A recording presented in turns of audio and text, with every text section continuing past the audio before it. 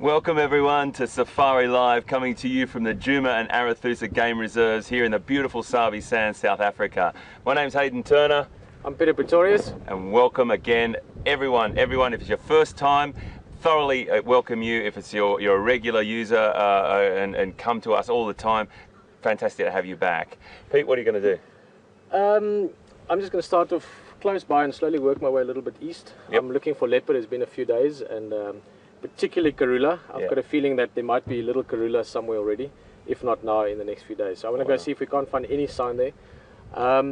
Yeah, it's just a great afternoon. Sorry, I just noticed a little dwarf mongoose pop its head out, and that's quite distracting. It's this tiny little dude. But yeah, just look around. It's a lovely afternoon. It's not typical summer weather. It is in the sense that it's been raining, but it is not that it's nice and cool. You checked the temperatures earlier. Yeah, 27, 81 Fahrenheit or around there. So cool enough that we've like baby bear's porridge, just right. Yeah, perfect. We might have active predators a little bit earlier today.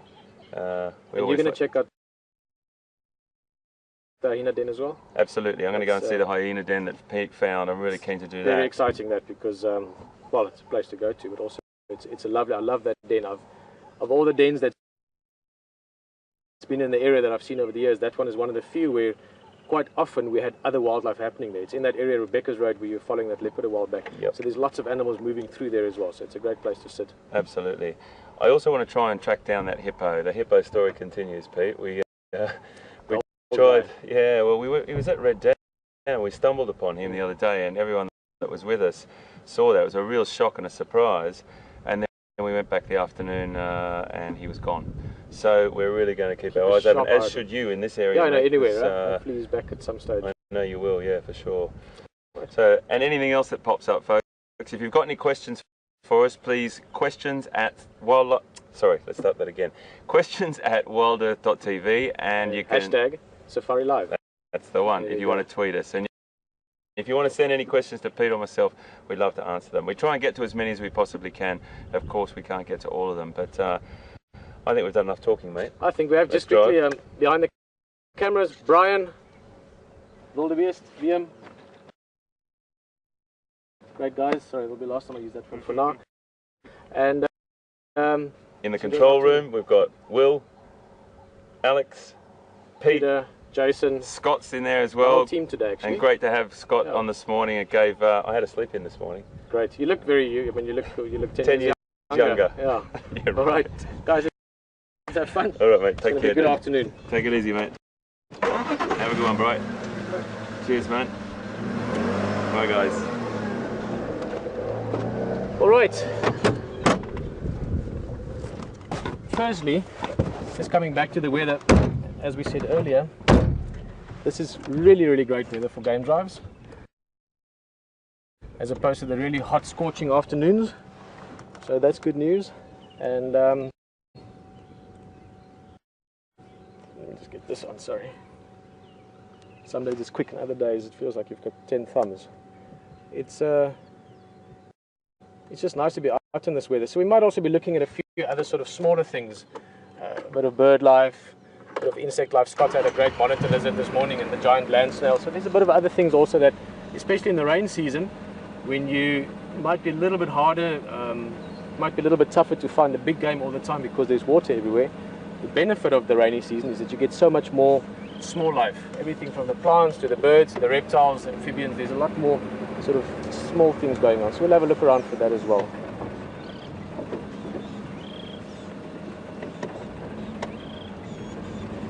Okay. Our regular sort of antelope groups that we get up in quarantine towards sunset normally, they've moved down towards the warthol. So we've got the impala herd with all their youngsters, the blue wildebeest herd with all their youngsters, and I see some waterbuck at the back. So to start with, we've got great general game, nyala. We've got 4 species just here. Hello.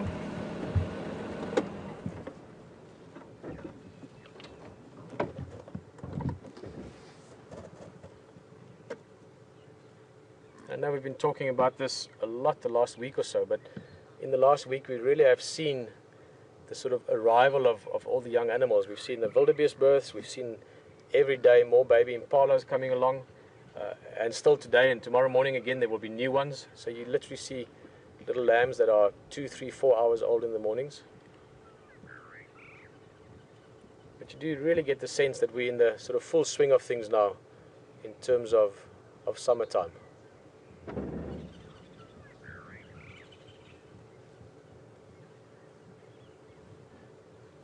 And great to see all the animals looking so healthy. Lots of food, there's been good rain. That means good grazing and good browsing, good grass, good leaves. Guys, what's going on here? A bit of interest suddenly. See, they're all looking. Now, I did see in the background, sort of through the trees, I could see a couple of waterbuck running around. So it might just be that.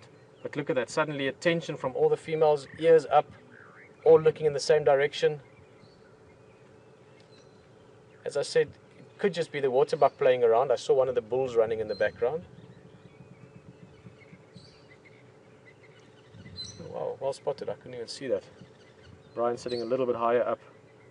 There you can see the waterbuck in the background. Not too worried, so I don't think this is actual something that's threatening them. I think they were just looking at the waterbuck. But it's great to see everyone looking so healthy and fit, strong. It's the great thing of spending so much time together. Brian and myself feel like more and more we have a mutual brain. That's exactly what I was looking at. The two little ones walked up to each other and gave each other a little sniff like, hello. And these guys are making new friends, new animals in the herd. They're getting to know each other on a daily basis now. And yet they know each other intimately in the sense of mother and lamb knows each other from sight, from smell, from sound, run straight to the mother. Now I'm sure the same as for the impala. Us humans probably all look the same. And to the impala, I'm sure that they all look different from each other. But it is amazing to see these little guys, 2, 3, 4 hours old, 1, 2 days old. And in a whole herd of females, they can run straight to their mum without a split second of doubt.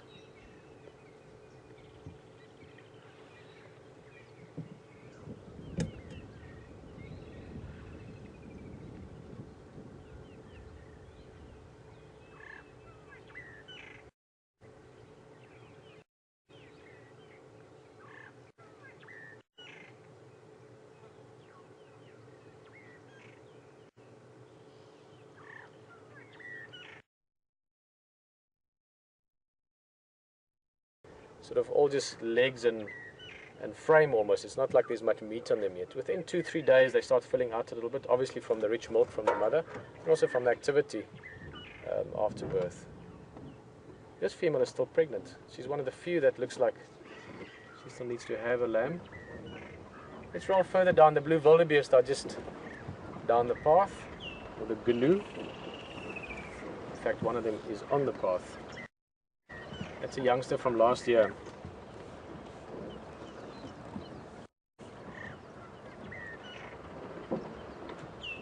Alright, this one just over a year old now, would have been born last year this time. You can see the straight horns. I'm going to try and roll up right next to them here. I just want to get past. There's a bit of greenery on the left hand side, then we can see the rest of the herd, or some of the rest of the herd.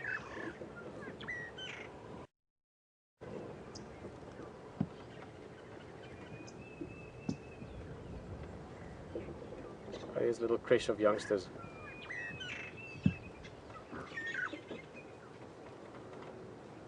Oh, beautiful.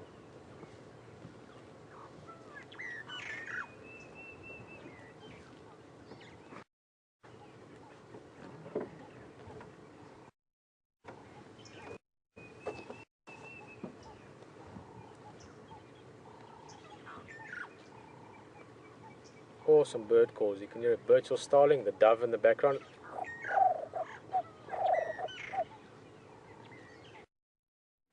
It's the Cape turtle dove.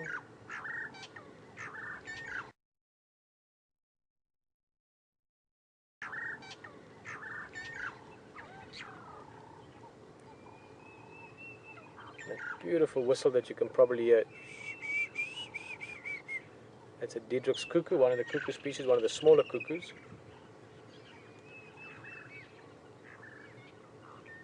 And these little wildebeest, it's something that you find quite commonly with herd animals. impala, wildebeest, hartebeest. Other species that you don't get necessarily around this area, eland for instance, springbuck. But all these animals that live in larger herds, often these young ones will be kept together in small groups or creches, where perhaps you will have one or two females keeping an eye out over the bigger group.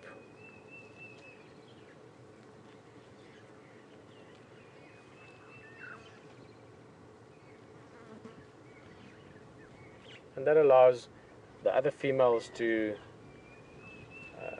get some proper grazing done, get some food into their system, which they also need.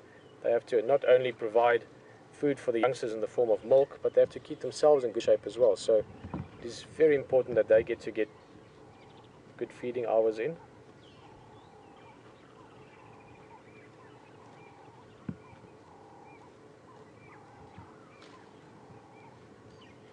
This looks like a very small one. Again, like with the impala, after 2 or 3 days, they do fill out a little bit, and the difference between a 5-day-old and 7-day-old and 3-day-old wildebeest is not that apparent. But the first 48 hours or so, you can really see the small ones. And this little one looks like one of their arrivals. We had at least 2 arrivals this morning on game drive. We saw one that was still wet from the birth, and another one that was also tiny. So great to see the wildebeest population also growing.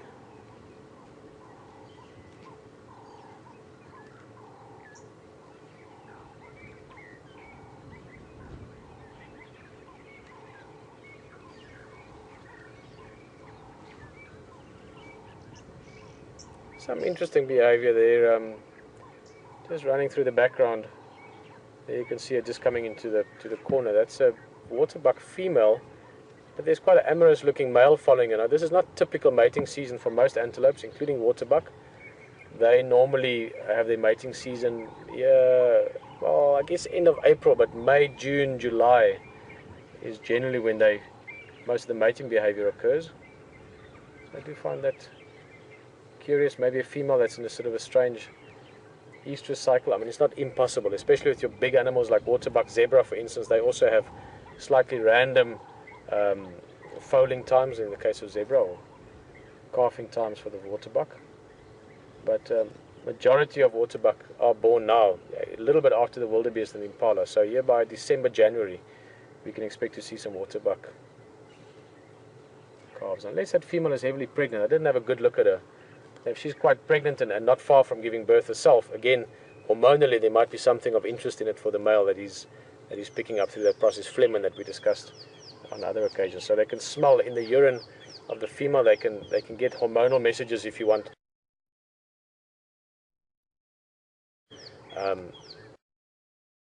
By testing it with an organ called a Jacobson's organ, and that could be it. I don't know this for a fact, but that would make sense. So it gives the male almost a false impression of estrus because the female is so close to actually giving birth. That's a possibility. Beautiful big male though, great condition, that characteristic white mark on the backside.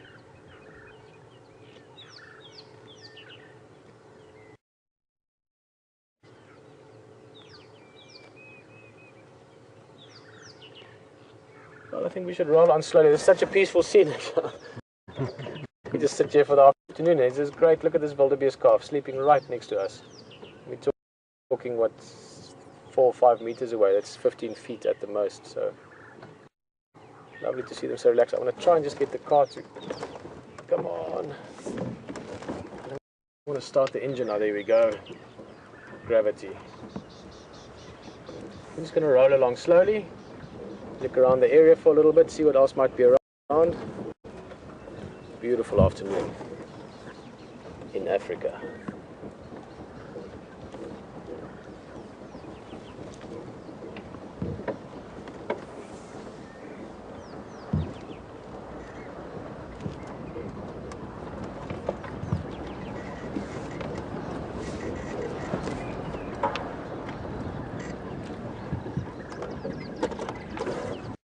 Okay, well, we've rolled away. It's always nice not to disturb them, or disturb them as little as possible. So let's go look around.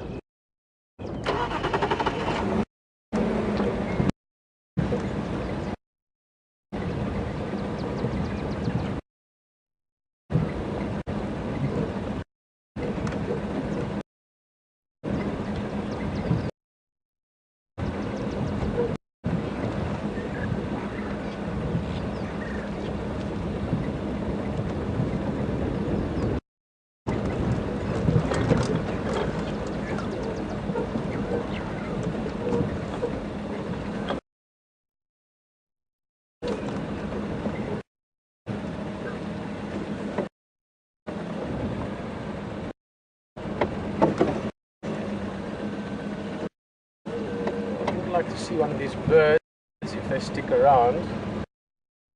Let's see if this one stays up front. It's sitting on a beautiful lichen covered branch.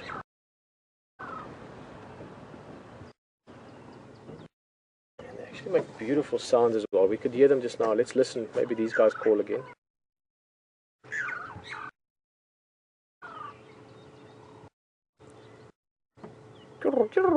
That sort of sound that you hear, that's them. And this is called a bird-chill starling.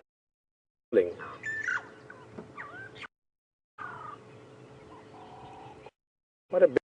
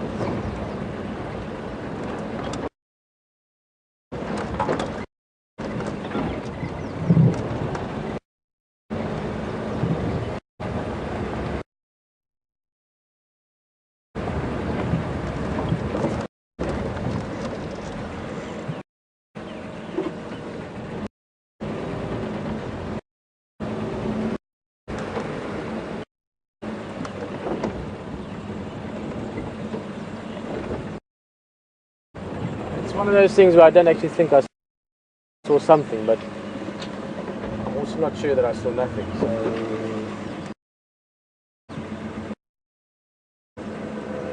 no.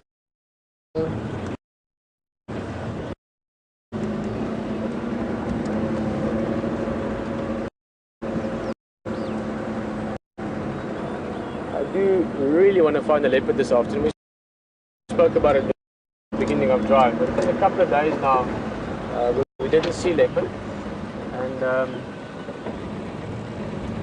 the one good thing about that is that every time you don't see a leopard on the drive, you one drive closer to seeing leopard again, and it just feels like a good afternoon for it. The weather is nice. This morning was a little bit not wet, but it was sort of drizzling a little bit now and again, so you might have found that some of the cats, if it was drizzling, might have just sort of stayed in one place rather than move around too much, which means they've got a bit of catching up to do this afternoon. So I'm hoping we get some activity. Just looking at some bird life. We're going to look at some more bird life as well, and just enjoy a lovely afternoon. That's the plan.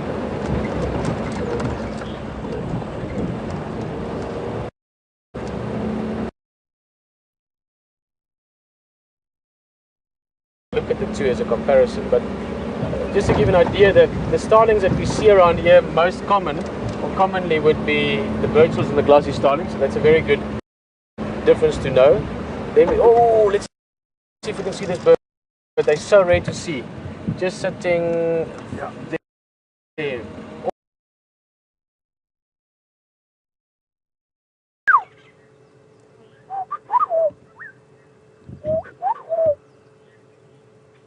That's the two main calls they make.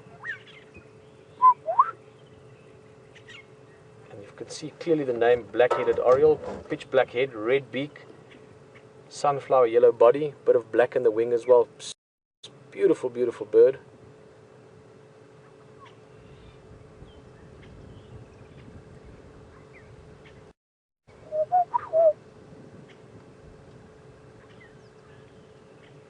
Oh, this is so awesome.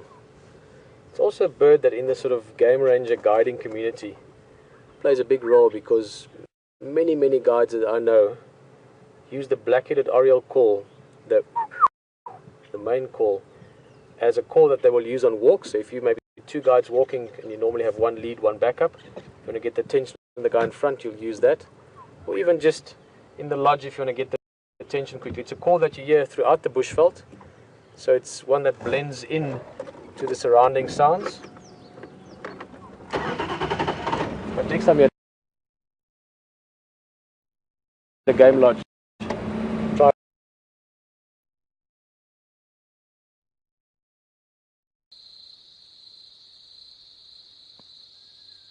But the glossy and the birdsall starling are quite similar in the sense that they both have that beautiful iridescent blue color to them.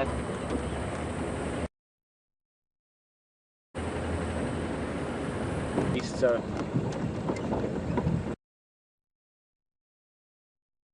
keep an eye on those for us. I mean, all the guys in the area, it's a very important part of the network of guides and vehicles being out there. We all help each other to find things, so we coordinate to an extent. I mean, it's very fluid how it all works, but we coordinate, who's checking which areas, so that we don't have 5 vehicles checking one area and no vehicles the other. So we try and cover sort of like a broad spectrum across the areas, and then if there's good tracks, if you find very fresh leopard tracks, like let's say I find tracks now that I can see is from this afternoon, 1 hour old, 2 hours old, then you might get 1 or 2 guides coming into the area and working together to try and track down the animal. And obviously also if you find something, you let the other guys know. So very important part of seeing animals and of being and track down the animal. And obviously also if you find something, you let the other guys know. So very important part of seeing animals and of being such a nice area to view game in this Sabi Sands is the collaboration between the different guides, and obviously for us that's a massive part of finding the animals as well. So even if it's animals that we can't see at the moment, it's still great to know where they are, where they're moving. It gives an idea of where you can look for them tomorrow and so on.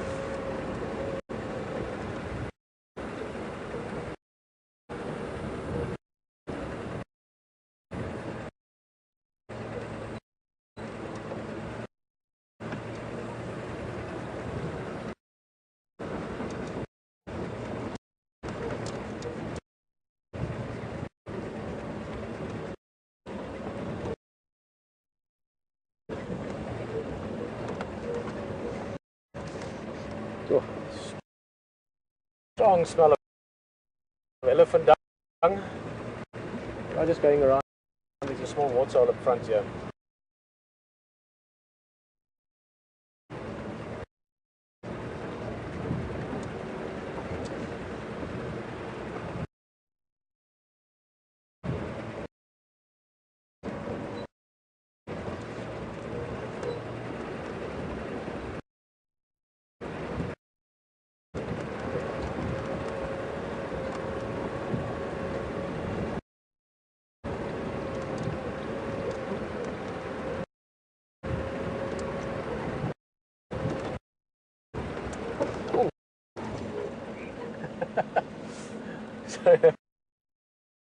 I don't even know what that was. Some beetle or some off for a few seconds. In the last couple of minutes, we're just heading down here towards Gallagher Camp, and I mentioned just back there that smell fresh elephant dung. Somewhere during the course of the day they were here. It'd be nice to find a few ellies this afternoon.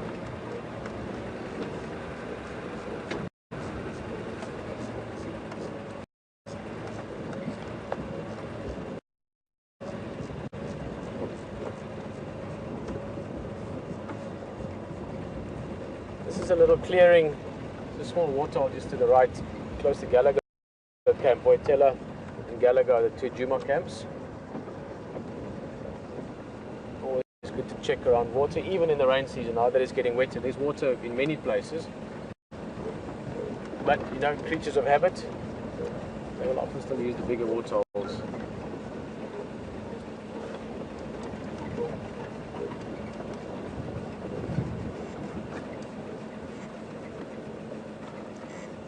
Sorry, this is a funny angle, Brian, but I think it should work. We hear them so often, we talk about them so often.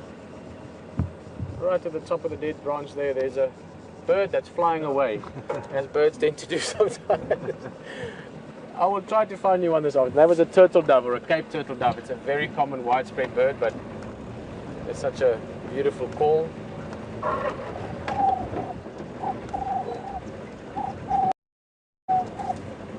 That's what they sound like.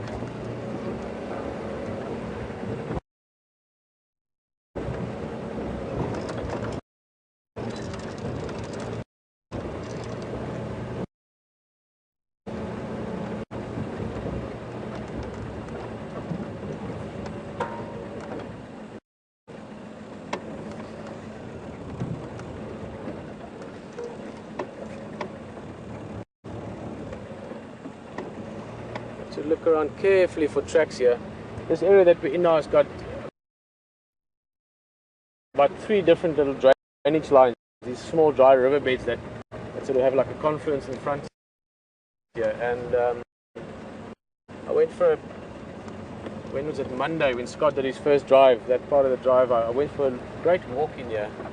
Very exciting walking because it's really thick, and lots of little twists and turns, and quite a lot of game activity in there.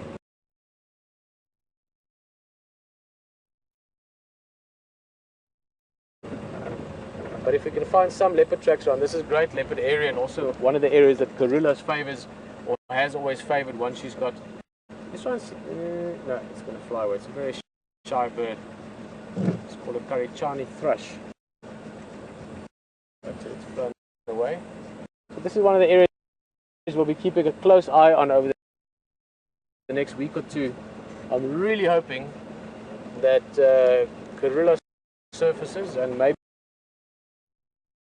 has a cubs in the next week. It's about that time for her. For those of you that don't know what I'm talking about, Karula is, well, my favorite leopard in the world. I've known her for a long time. I've known many of her cubs. Currently, the 2 young males that we see quite often, Djuma and Quarantine male, are the 2 leopards that she had 2 years ago. 2 male cubs, they're 2 years old now. Well, almost December they'll be 2.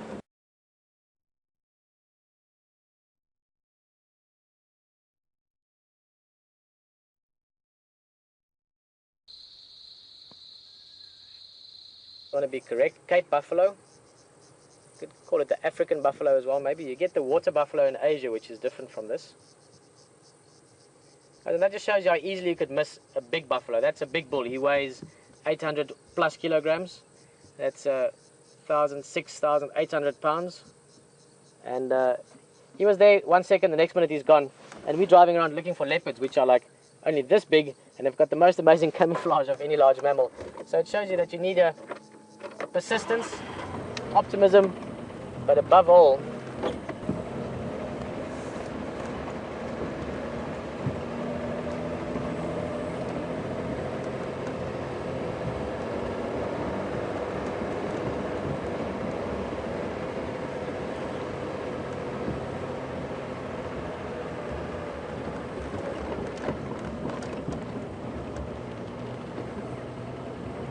it's just tricky looking at birds. I mean, you see all these beautiful little birds, and you see them for a second, they're all fluttering off.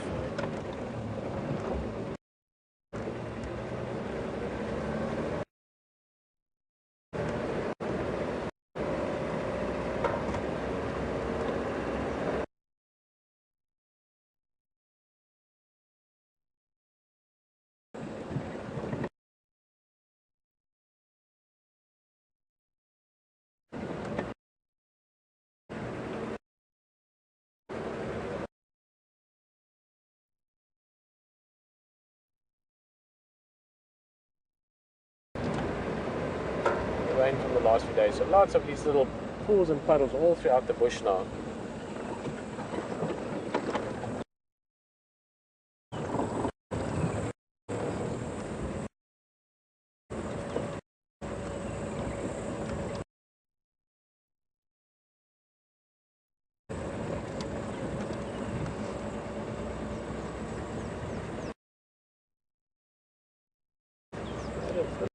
A bit of a haircut today, so just watch my neck doesn't get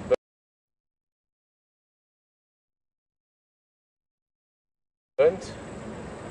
It's the summer sun in Africa, not to be taken like buffalo. Don't take the sun lightly.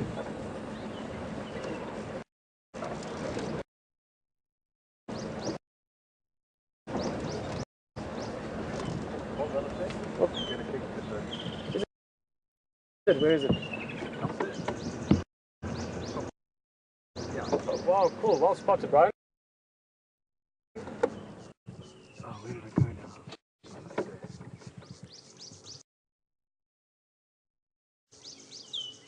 It's amazing, Brian. I still don't see it with my naked eye. Just behind that branch. Just sitting there. Let's see if it moves. Let me roll a bit forward. So I was just answering one of the game drivers are calling me. Craig, good afternoon. Standing by.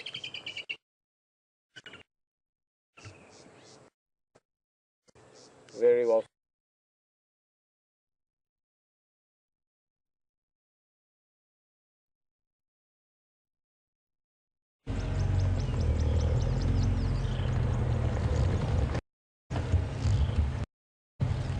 There's tracks there, mate. I don't see anything.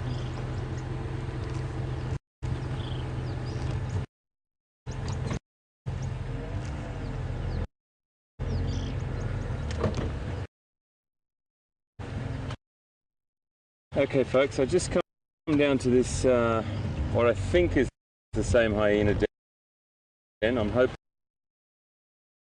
that it is, as yesterday.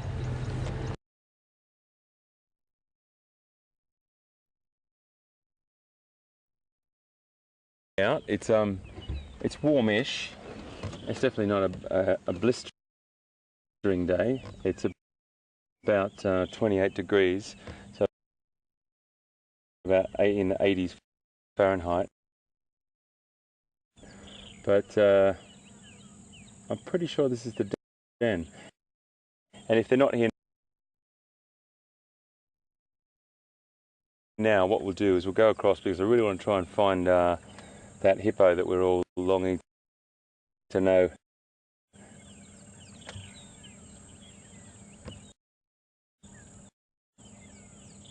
And we will come back. So let's just sit here for a little bit. Great to be back with you folks anyway. Thank you very much for watching this afternoon.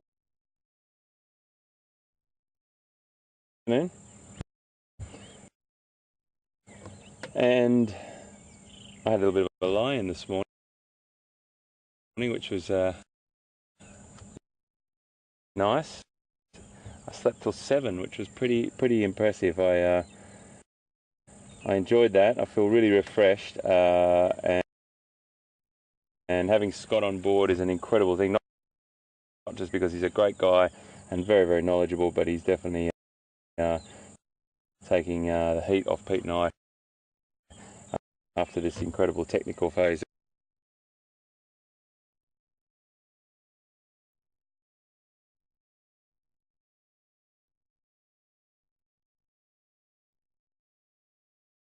Directions and particular landmarks. This is the den. I've got a, I've got a really good feeling. I've looked at his tyre tracks coming in here. Excuse me. So I really am confident that this is the one. We don't know whether there's anyone home, but that's okay as well,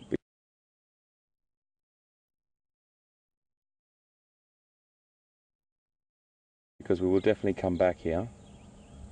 And just really great to have a hyena denning, because we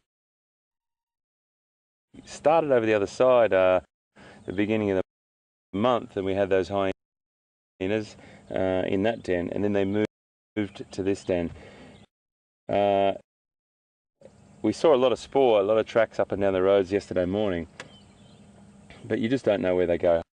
Hyenas move an incredible distance over the night hunting. Sometimes they'll hunt off by themselves, and other times they'll work together. Last night when Pete was down here finishing up with you, we were coming back along the edge of the quarantine area, and we saw two of those individuals, potentially the alpha female, coming back and to here, but we're not. I read a lot of different things on this, but there's one sort of theory that they got this particular reputation about them, which is definitely unjustified. But when the first European naturalists, and I have told this story before, so please excuse me if I'm repeating it to you, but for those people that don't know, one of the reasons they've got that sort of skulking, villain-like reputation is because those naturalists that came here, they couldn't, with the females having that sort of fake or sort of male-looking genitalia or appendage, which is another complete story why. But having that, they couldn't figure out where the females were, so they thought that there was no females, and then they thought that they were hermaphrodites, which is not true as well. And then that was not portraying that fantastic family-like sort of structure, like the line pride, for example. You know, that male dominance line pride type of thing to the public when they were trying to sell nature to the world or to their communities. So it took a long time for them to figure out that the females had this sort of male-looking appendage, so to speak, as well. And then coupled with their sort of scavenging sort of behaviour, which they're not just scavengers, as we all know, they're fantastic predators as well. But they go in for the easy sort of food acquisition. They're not silly, that's for sure. If they can steal some food off someone, they definitely will. But so that coupled with that sort of portrayal of them not being the sort of family sort of animal, which incredibly they are. They've got a very, very interesting social structure, and the way that they den. They don't they communally den, but they don't communally care, which is very interesting. But yeah, that skulking sort of scavenging sort of persona that they got, coupled with that sort of questionable family sort of structure, gave them this really bad reputation, and it's completely untrue. They're incredible creatures. They've got amazing, absolutely amazing social structure, very, very interesting, powerful hunters, super sense of smell, and very, very smart. So I really love to try and break that misconception about the hyena with people. An incredibly powerful animal. So what we'll do is we'll drive over and have a look for our hippo now. We'll come back to this den. Now I know where it is, and you know, Pete and I like to always share our sightings and our stories with each other. That's one of the great things about working with a buddy. And in the afternoons we will definitely be coming back to this and swapping around on it. But great to know where it is, that's for sure. And we can move on and come back later, and we might have some action here, or we might have a little one. Who knows? I want to do now is I might sort of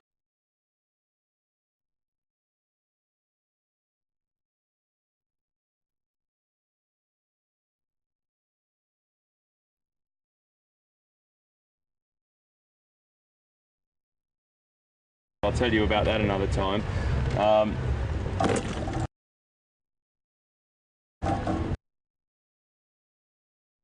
And I've just got to watch our aerial here,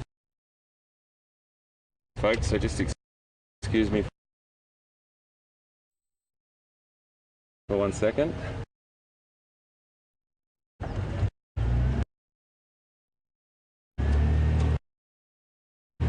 Thank you, Liam. A bit bumpy up this road, folks, too. So we saw this hippo, and it was an incredible sight. He was very, very badly wounded.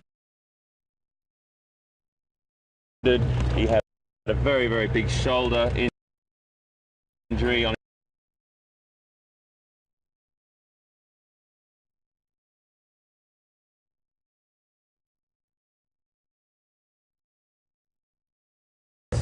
Treehouse Dam, and we were astonished to see him there one day.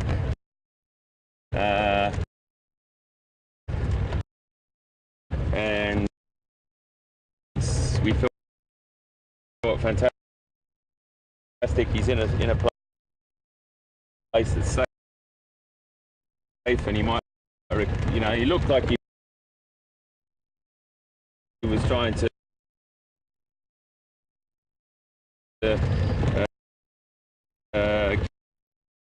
get some sort of respite in that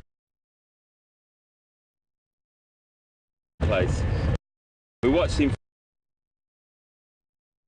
for a little bit,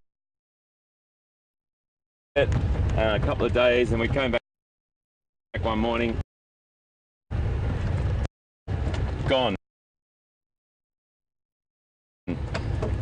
So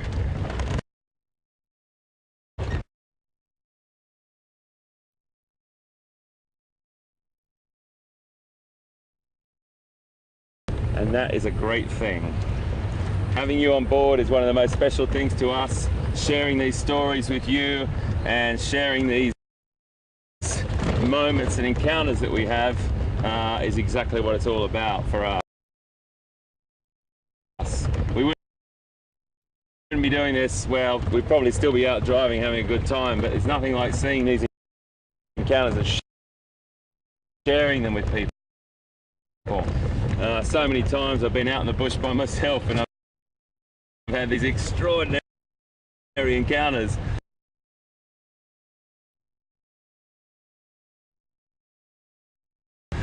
And you've been by yourself, which is still beautiful. There's nothing, it's definitely a wonderful thing, but to share them with somebody is just a great thing. And that's what we're doing with everyone here with us today.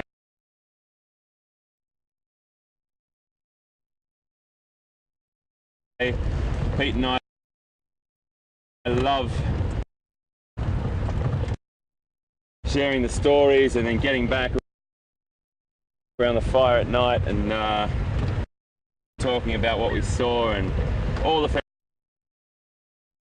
fantastic tweets and emails we get from everyone and how incredible this project is, because there's nothing like it in the world really, to be broadcasting live from the bush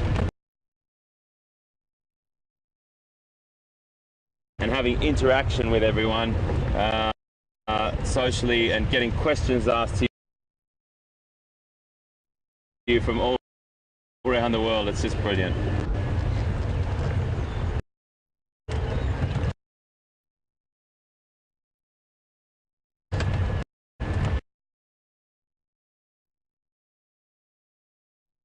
All things, and Scott's been fantastic. He's got a great set of eyes. He really does hone his eyes in on incredible stuff, and he spotted a few things this morning, I know, that really made people see that. He had a really nice drive this morning, he told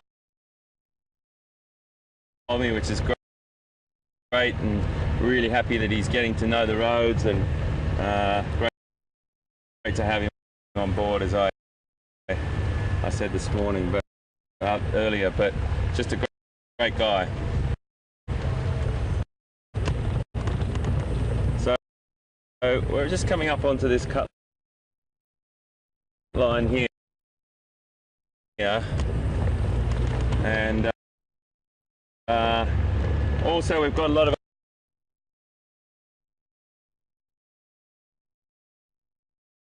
other little stories that are running along. We've got our elephant with that really damaged trunk, which I'm trying to get some information on as well. Just a bit of history on him and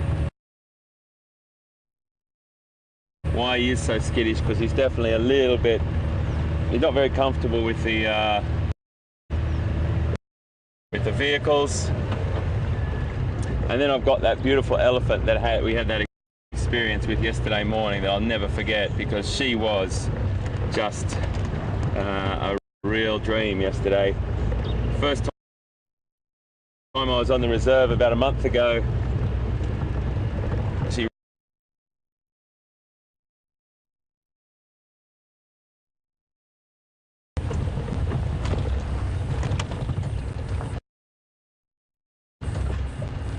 So we're going down to this treehouse dam,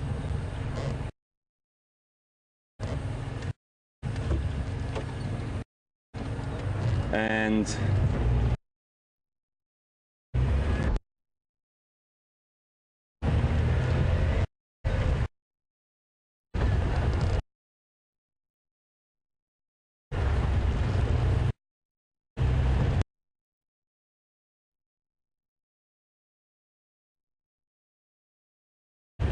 you never know, because Treehouse Dam has delivered for us a leopard, hippopotamus, zebra,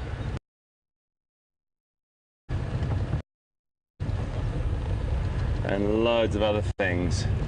And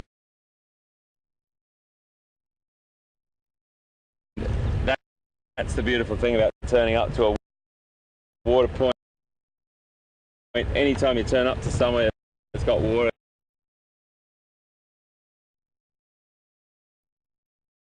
you've got the opportunity to see something drinking, something hunting, something just lying in the water. We never know. The sun's just popped its head out. That cloud cover's all burnt off now as well, so we'll see.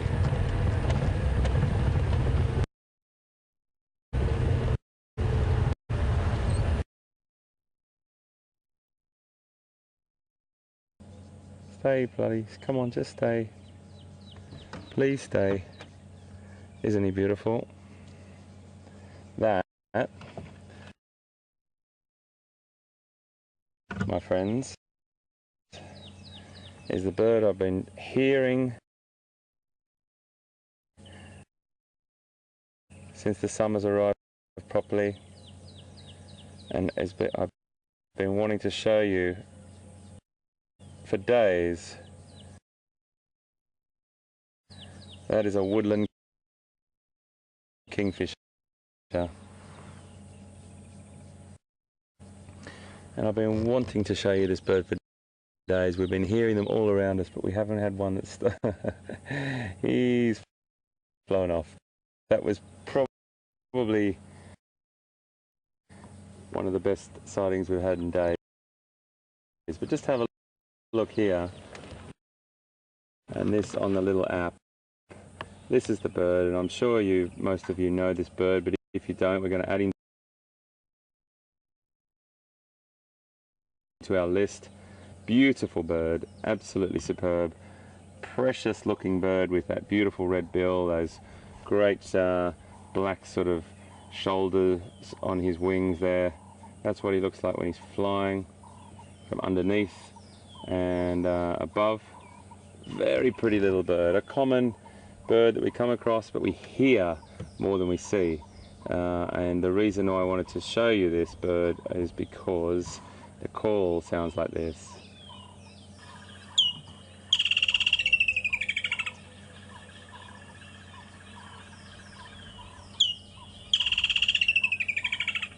Isn't it a glorious call? Just one more time.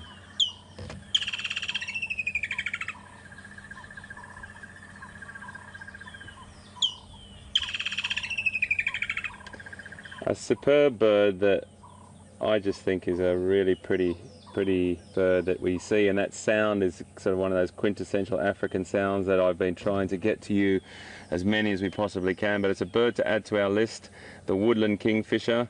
You can tick that one off, folks, and really great that we saw him at last. A nice sighting. If we get another one, I'll definitely show him to you, but oh, that's a relief. I've been wanting to show you that bird for days.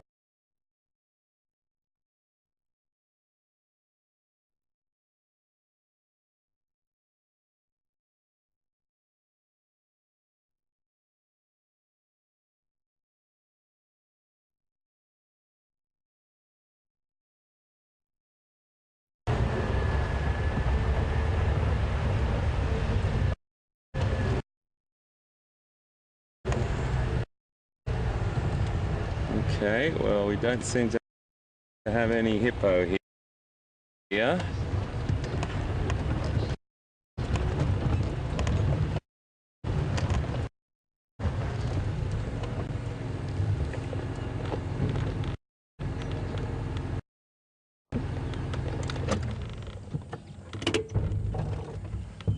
Nothing. Okay.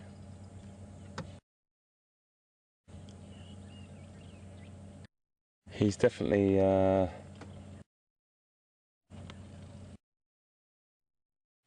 going to be at a, well, if he's still alive, he's definitely going to be at a waterhole somewhere at this time of the day. Well, we said that. I don't know.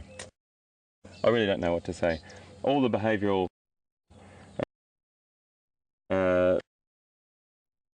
things about hippos that I know and that I've read, and I think most other people would say, you know, majority of the day in the water. If it's a very, very cool day in a winter's day, they do come out and haul themselves out onto the sand, and they will lay there until they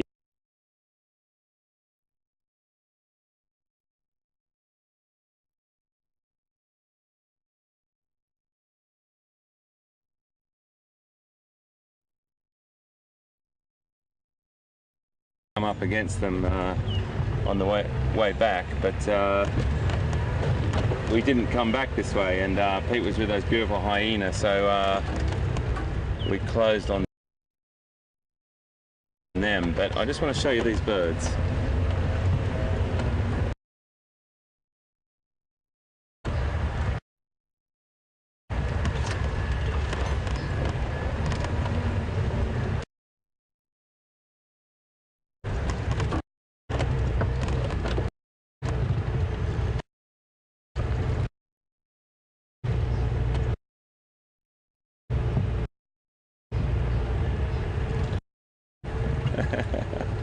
Well, isn't that serendipitous? Lynn on Twitter.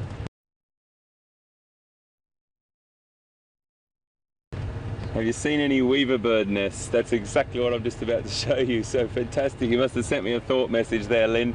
Thank you very much. And very appropriately too that you tweeted that message to us. I might have to get around the other side to show you this. Let's see how we go.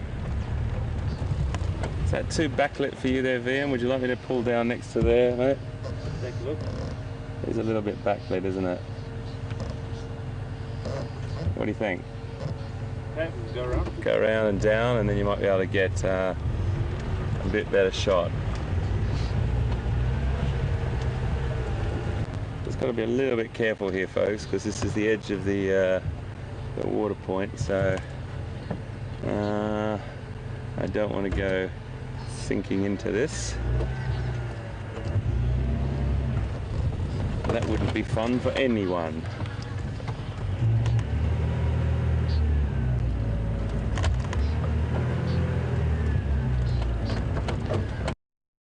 I'll just try and poke my nose here so we can see a couple.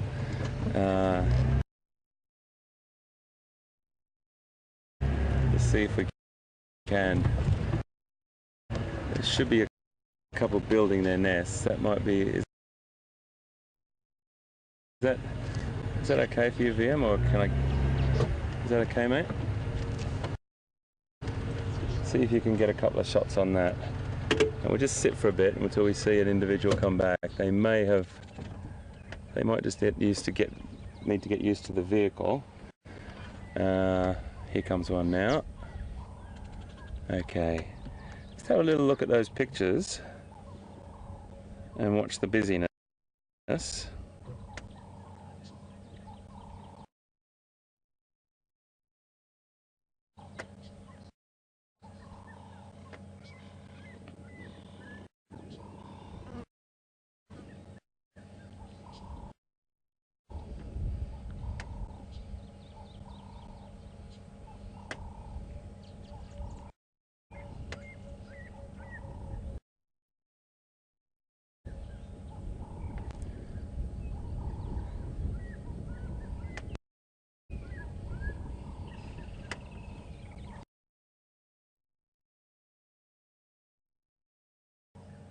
You see a difference between the male and the female.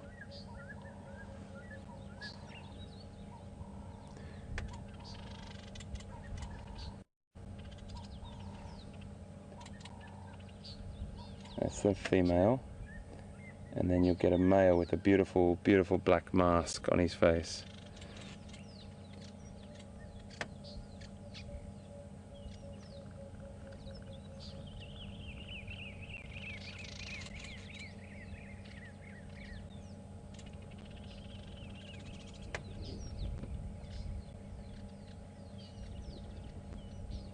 Got this fantastic sort of sizzling sound about there. Zick, zick, zick, zick, zick, zick, sort of a sound.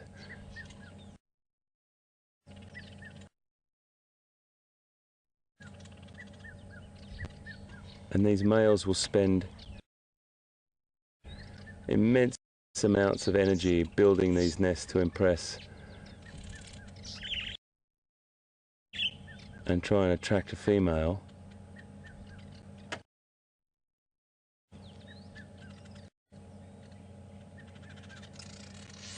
There, another common resident. So off they fly, and they'll go off and get some more grass, and they'll come flying back in a second, and we'll watch them come back. There's a couple more around the other side, but these three nests that we can see, there's a couple of nests in the picture that we can see being built at different stages.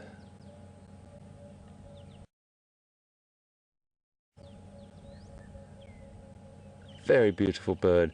Some people even have them in their gardens in Africa, in the bigger cities. They're not fussy as long as they've got adequate food supply.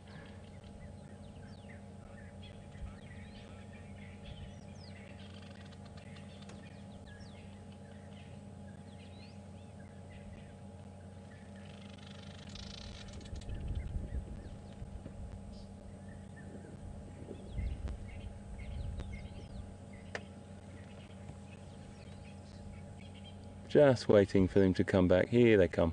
Oh, there's one. Off they fly.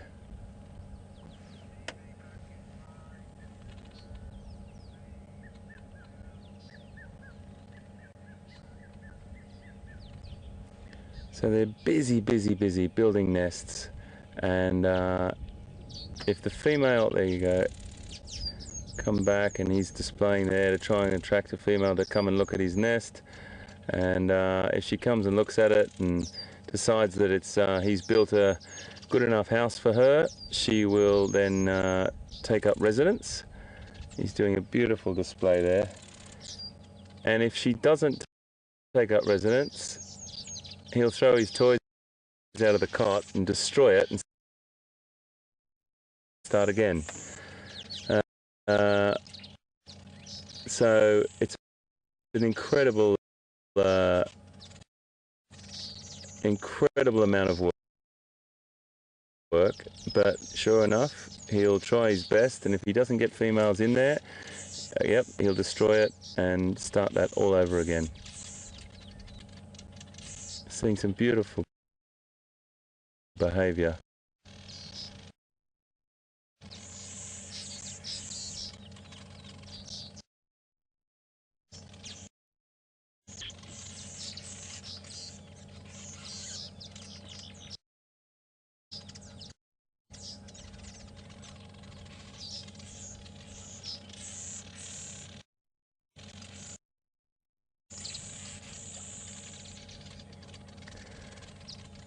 Pamela's just asking us on Twitter if the males and the females build the nest together. No, it's only the males, Pamela, that build the nest.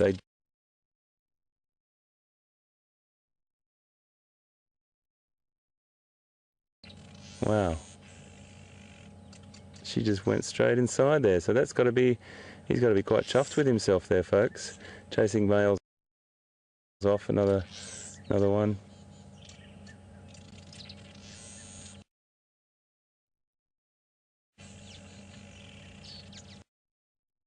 Isn't that brilliant? Exactly what we're watching right now is what we were just talking about. So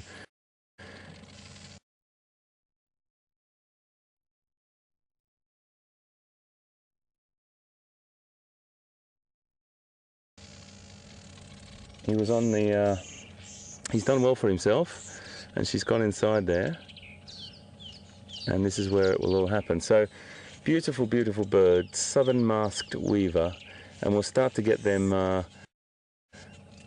in many other locations as well, and try and stop and enjoy them a little bit more as time goes on. You can never get tired of watching them build. They've got that beautiful, it's a very, very relaxing sound. I was talking to VM about them the other day, and he said he's got them in his garden, and it's quite a calming sound, you said, mate, yeah?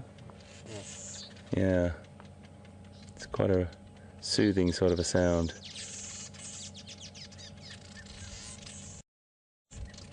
They're a super little bird, always active, always great to watch. They're coming into their full breeding season now, which will be sort of the heavier breeding season is September, October, November, December through to sort of February, and then the shoulders of that are just March, April, and then they don't they're not breeding in sort of May and June, but really, really great birds. Okay.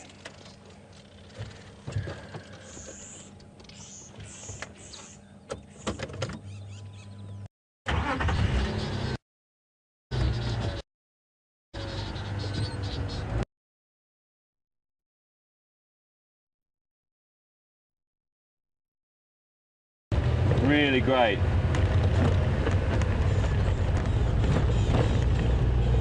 So we're going to make our way over to Arathusa now, and we were going there anyway. I was going to stop at Twin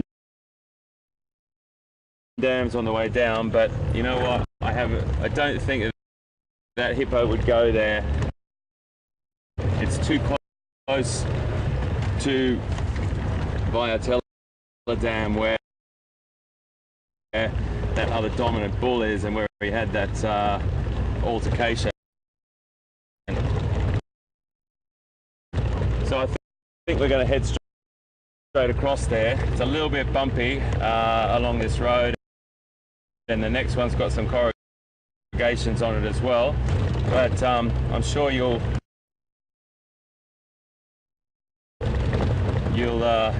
cope.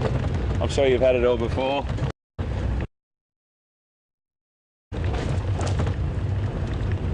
Really nice, folks. So if it's still there when we get there, brilliant. Otherwise, we'll try and stick with them.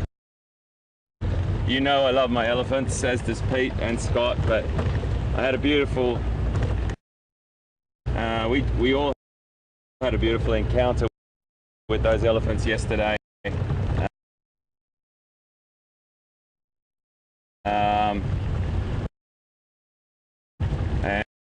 And I just would love it. There was loads of elephants Arathusa our past few days. Just a big tree root here, folks. Just hang on.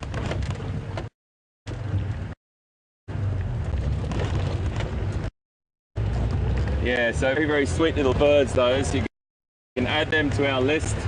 Southern masked weaver. Didn't really give you a shot of them on the app, but I will when we stop another time. I just want to put a little bit of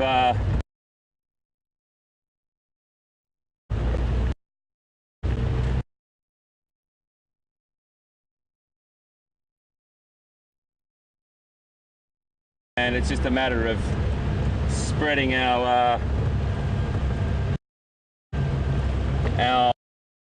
reach or our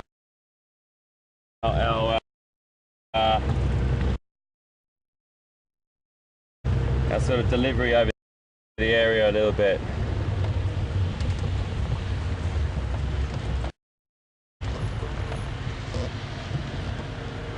How are you, mate? All right. Good. How are you? Good to see you. Hi, everyone. How have you been? Yeah, good. Where are you heading? Okay. Nice one. Anything on that side?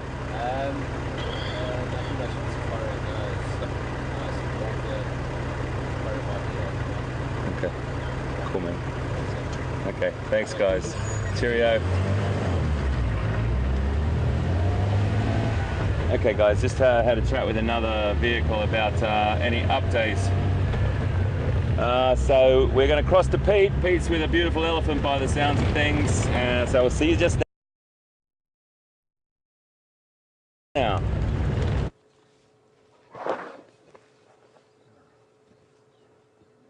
Oh, I missed a nice head shake there. Awesome.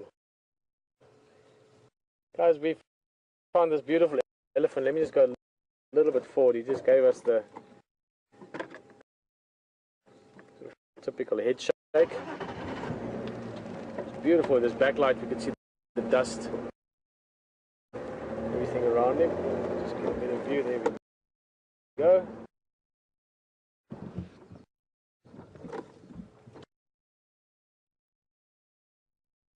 Elephant, we've just found him nice. I haven't had much time to look at him, but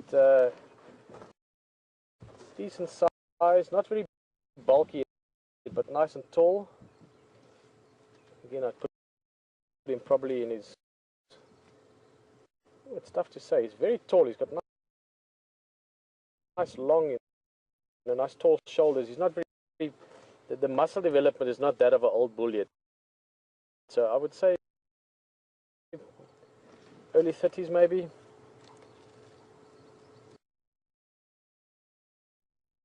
(32, 31, 33, something like that. I just saw another trunk there in the background somewhere.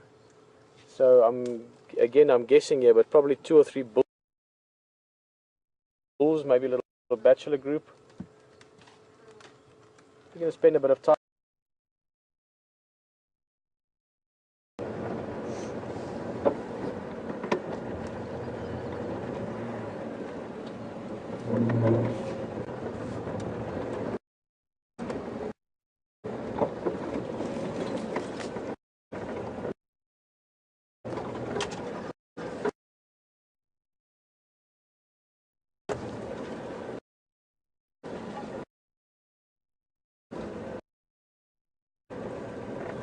going to move nice and slowly. His feeding is quite relaxed.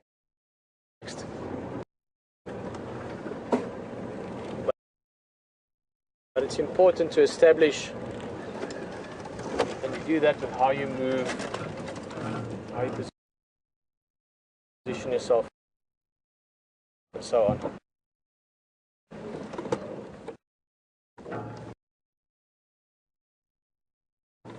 Oi, there's a hole. I'm just going to sit here for a little bit. We'll move again, but let them just get used to our presence first.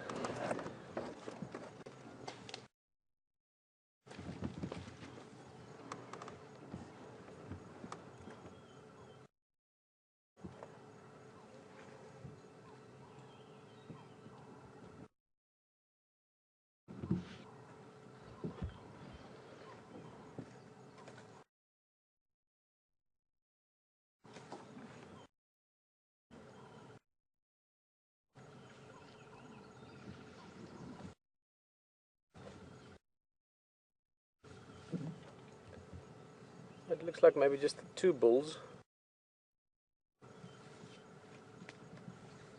Let's just give it a few seconds, see what they do, and then we'll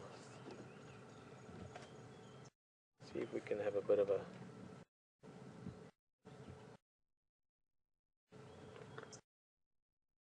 understanding of what they're up to.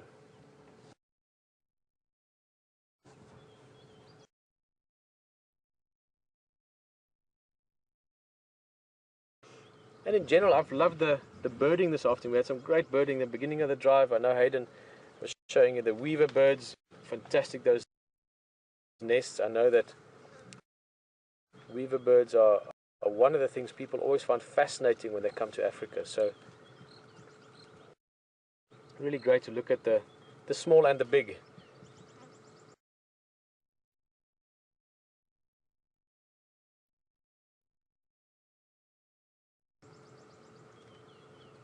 Since those are what we're looking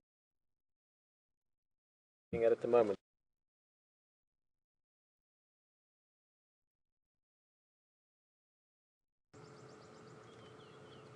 Since those are what we're looking at the moment. The largest land mammal on our planet currently.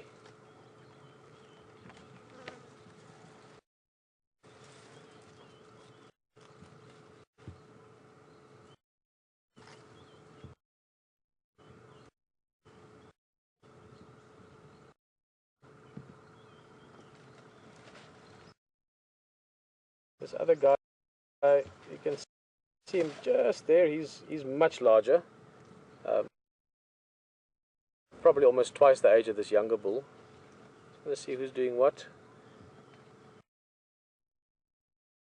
He's hiding in the bushes a little bit. With elephants, I was mentioning earlier, it's important that you establish your intentions with them. Here's this young guy coming out in the open a bit more. You know, when you find them, we were literally coming around the corner and there was a big elephant. We stopped, we switched off, sat there, he gave us a head shake. It was beautiful. All the dust was coming off him. And then you just sit. And very important with elephants, switch the engine off. Because you don't want to sit here making noise, because then it's just saying that, you know, I'm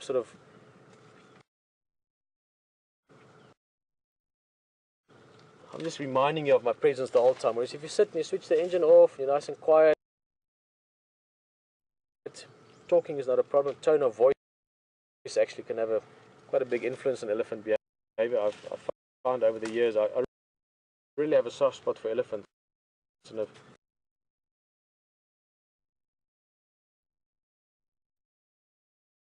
A little bit.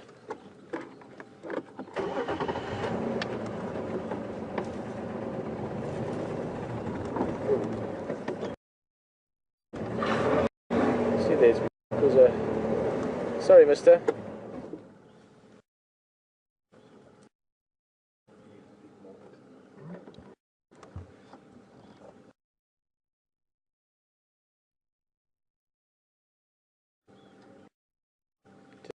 Just trying to move a little bit for signal there, and you could see him just giving us the head shake. It's not aggressive. It's not. It's more just to say, hey, what you doing? And then we stop again, not bothering him any further.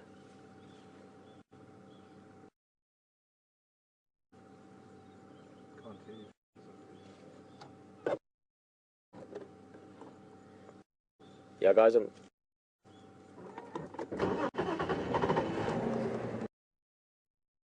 let's move a little bit. Maybe that helps. Sorry, we've got a little bit of a tricky signal there. Let's see what we can do.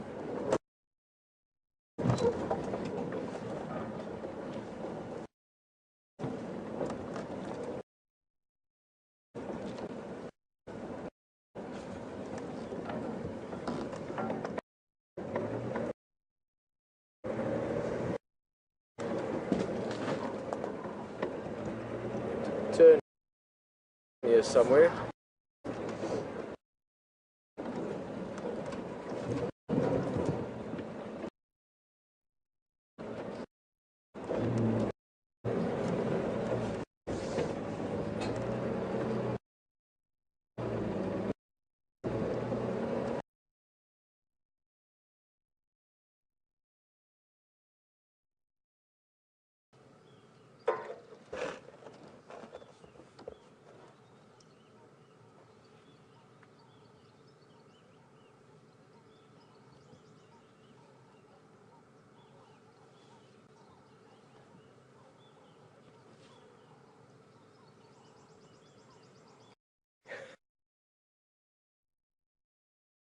Firstly, a very, very warm welcome to Miss Billings and her class.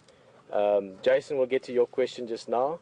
It was wonderful this morning having Miss Billings and some of her teacher colleagues and friends on the drive with us and asking if they could have their class ask questions on the drive. I was really excited about this because we love having school groups on the vehicles. I know that kids love these animals.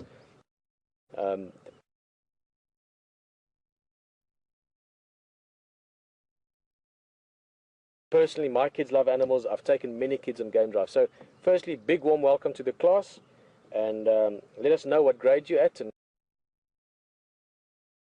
what age you guys are at.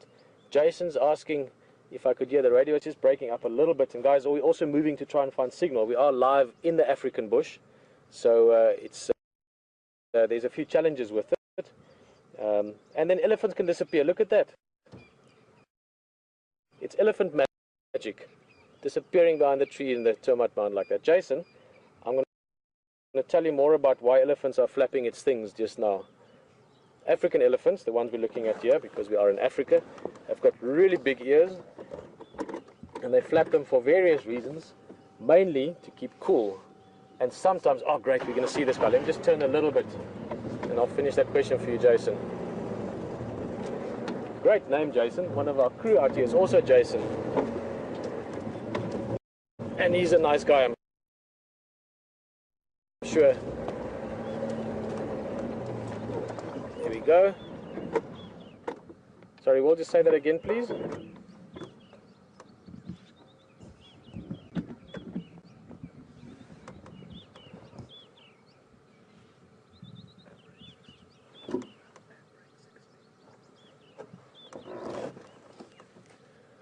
Okay, great. So we're in a better position here. Jason, you can see the big ears, and they use them for cooling down and also for communication, to make themselves look bigger sometimes. We're going to watch this guy a bit, and we'll see when he does different behavior. I'll explain some of it to you.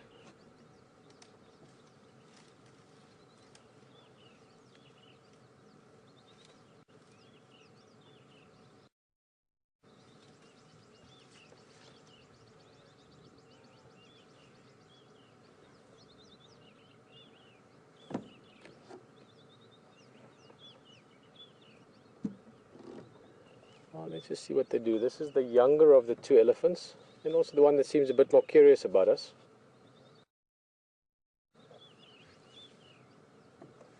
Let's see if we can get a better look at him.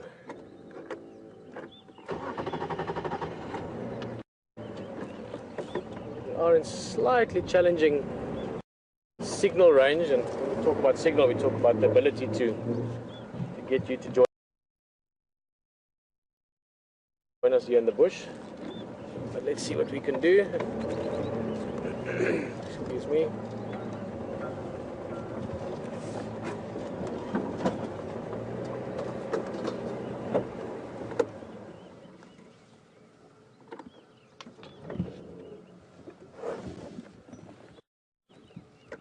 This bull, we were just talking about him. He's you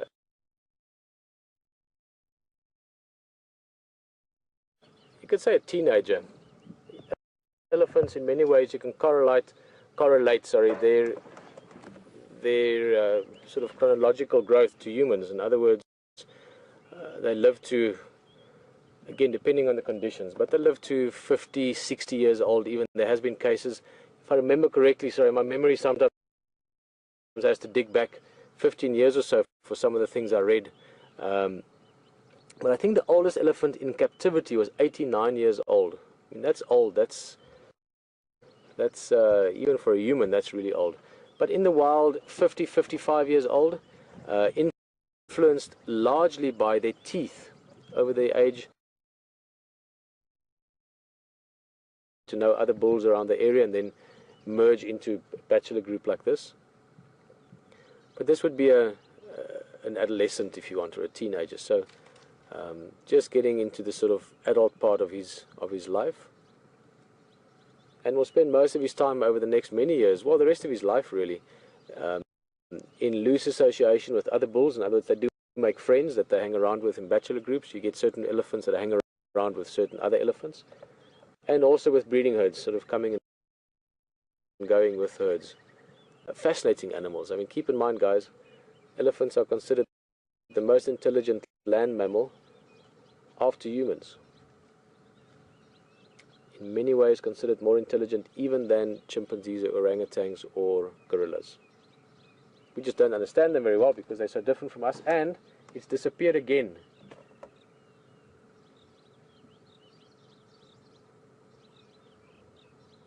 I love that about elephant.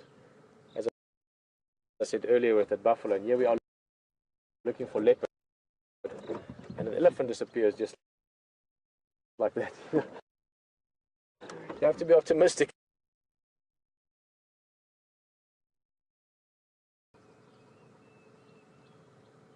Oh, there we go. Hopefully it comes out into the open a bit more. Jason, as we were just saying from your question earlier about what elephants' ears are, why do they flap them, or what's the reason for it? As I was saying, the ears are very thin, about 4 millimeters, and I don't actually know how to translate. I know many of the measurement systems you guys use in North America, you know, feet and miles and yards and so on, but 4 millimeters it's very thin. That's about as 1/8 of an inch. Thank you very much, Will. It's about, actually, if you think about it, that's about as thick. It's about as thick as your ear. So Jason, all the guys in your class, Mrs. Billings' class, all feel your ear. That's about as the little lobe down the bottom there. That's roughly the same thickness as the elephant's ear, except the elephant's ear is much, much, much, much, much, much tougher. I don't know if I said much enough times there. I have to say it many times because their ears are extremely tough. Their skins are very tough, thick leather, thick hides. But the ears are thin, and you've got this network of veins running in it, and by moving the ears, they can cool it down. And if it's really hot, they go and they spray water on it or mud on it, and they flap it even more, and then you get it cooling down from the evaporation on it. So a very, very important part of elephants' survival is the ears' ability to cool their blood. When it gets really hot, because they're such big animals, the bodies can get quite hot, and they need to cool the blood down, especially before the blood goes to what's the most important organ in any animal's body. Well, I guess they're all important. You need all of them. But since you guys are in school, and we're talking to everyone here, but Jason's class, since this was your question, I would say the brain is very important. That's why you guys are all sitting there in school learning. And the brain is very important for many things. It runs our bodies. We can learn things with it. I personally love the brain for the imagination and the ability to dream and think of wild places and look at elephants even if you can't see them. So we can imagine there's a whole big elephant standing in that bush even though we can't see it. Guys, I think we're going to leave them. They're moving into thicker and thicker stuff. So I want to get back onto the road just here. And we're not very far now from Buffelshoek Dam, which is a lovely waterhole, half a mile or something from here. So we're going to make our way towards that and see maybe more elephants around. Maybe there's some elephants. It is a little bit hotter now. Maybe they are spraying water on the ears. Let's go look around.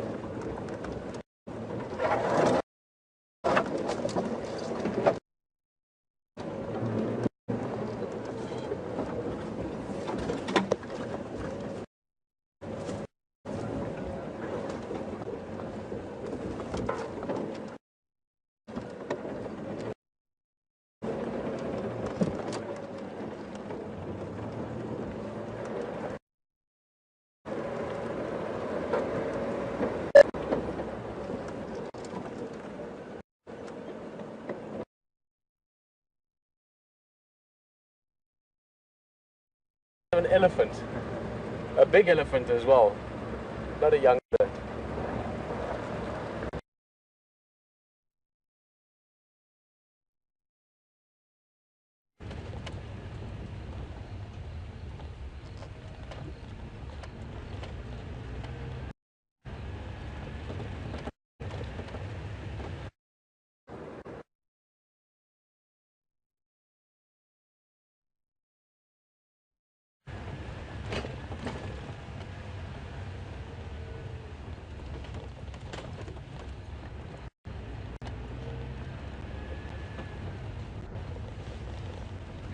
Beautiful country through here. A few darker sort of clouds there. I don't think they've got much bite in them really, but gorgeous sky at the moment. We're just coming up to this dam that I think this hippo may be in. I checked down at another dam down the way near the lodge. We just went there to see if we could find those elephants.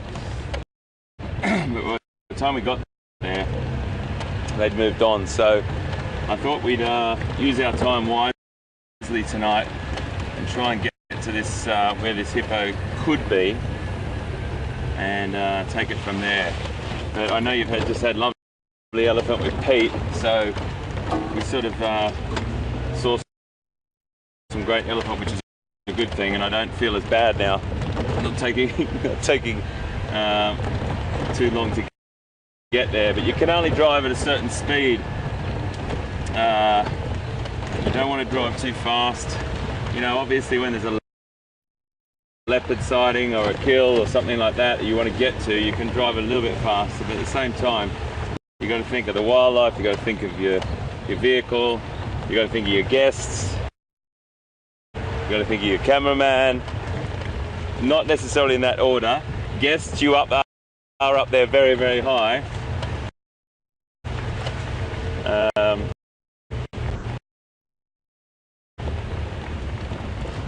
Let me just see where I am here on my little map.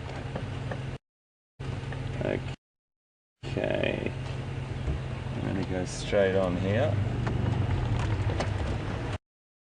And again, I love that little road through there. Yeah, if we go straight on.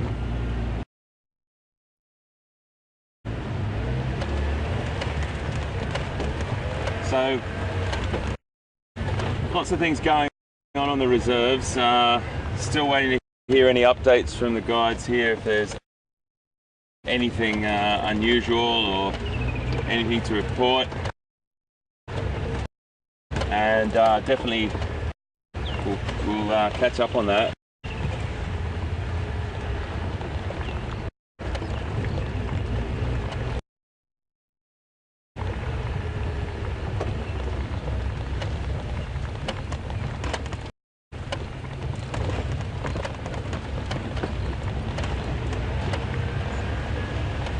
Seen a few different species.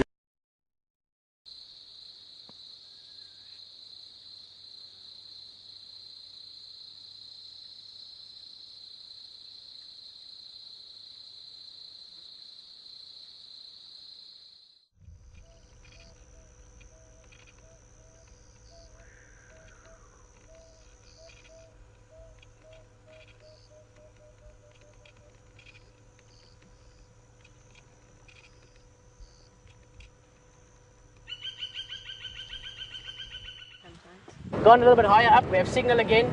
You will notice that my driving style is quite different.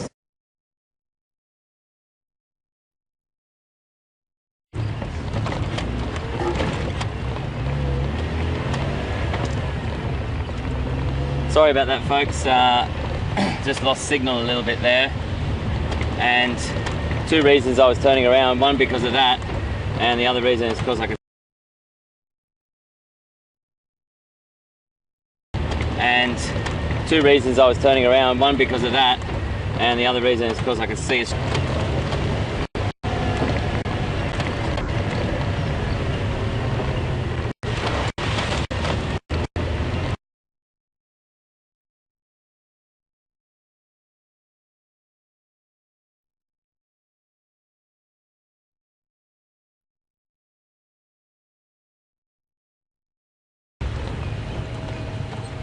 Okay, this is a better way to go.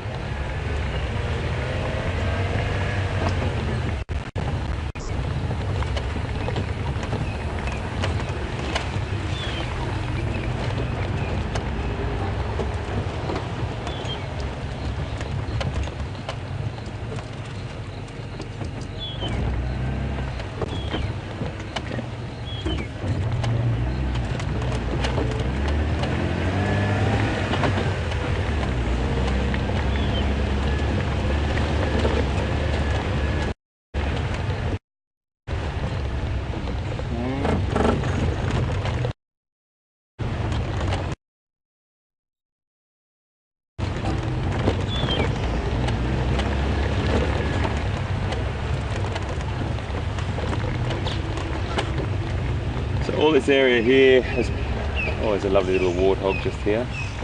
See how long he sits here. So stand by for a second. Ah, he's run. We might stop again. Let's just run off up there in a bit.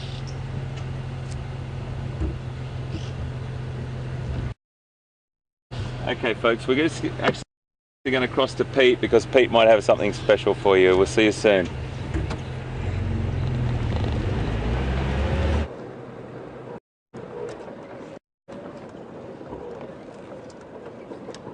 So I know we've had a little bit of difficulty with the signal, but we've made it. We've found a place I think that'll work for us. And I'm just going to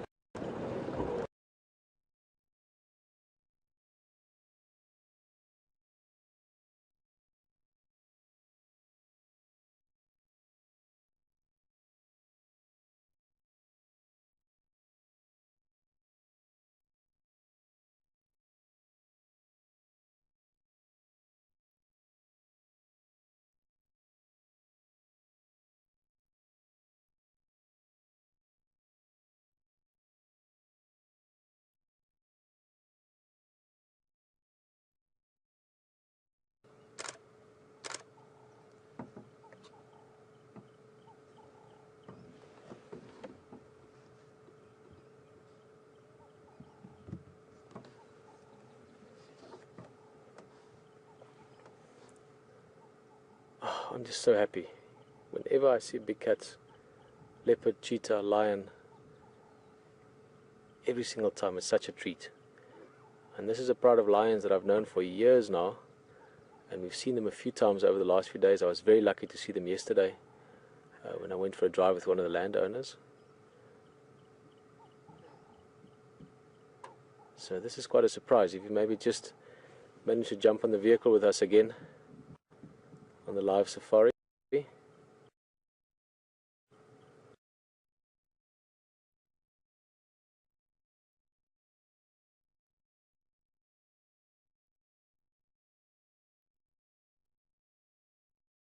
So far there should be about 10 if the big male is with them. I saw them yesterday morning with one of the Matimba males with them. Oh, just look at how beautiful she is. Look at that. Just sleek muscle, beautiful shape. I've always thought, male lions are very impressive. I mean, there's few things more impressive than a big male lion, especially if he's roaring like we saw the other day. But the lionesses are just so beautiful.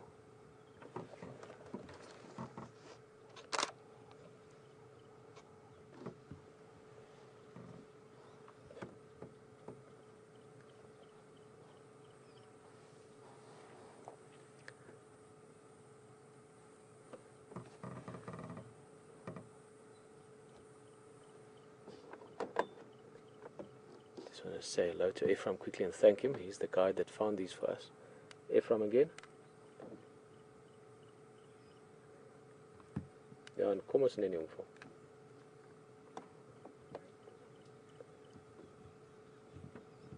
En kom op. Okay, we're going to go a little bit forward.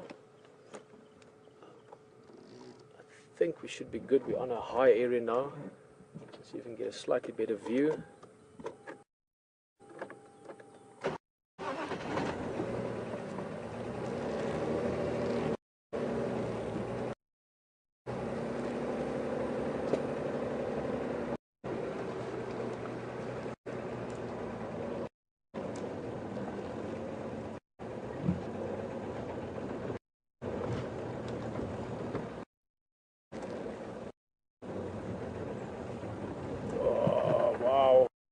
Such a great time of the afternoon as well. Hey, I think that's pretty good.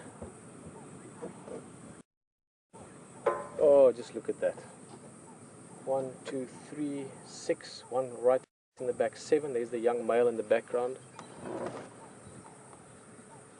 And are they just not absolutely gorgeous?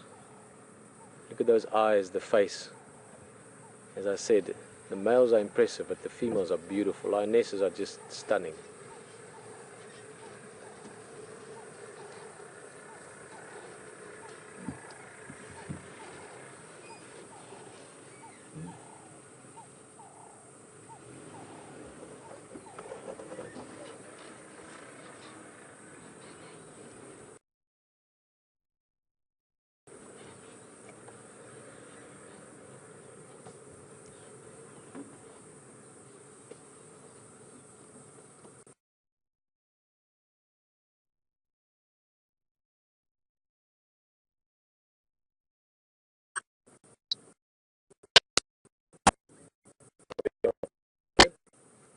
Knees, but look at the tail tip just twitching, not worried about us. I mean, these guys are very used to vehicles. Look at those teeth.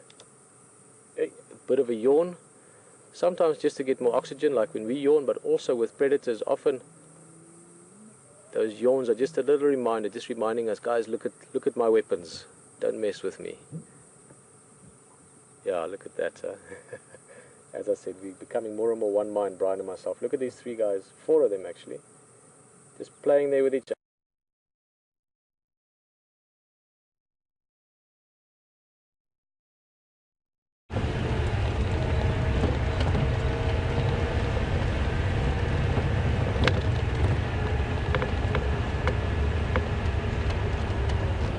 So folks, we're going to just drop down through this lovely little spot just here, and we're nearly there at that red dam, that place that I want to show you. We might just have a bump in the signal here. I hope we don't. Please stick with us.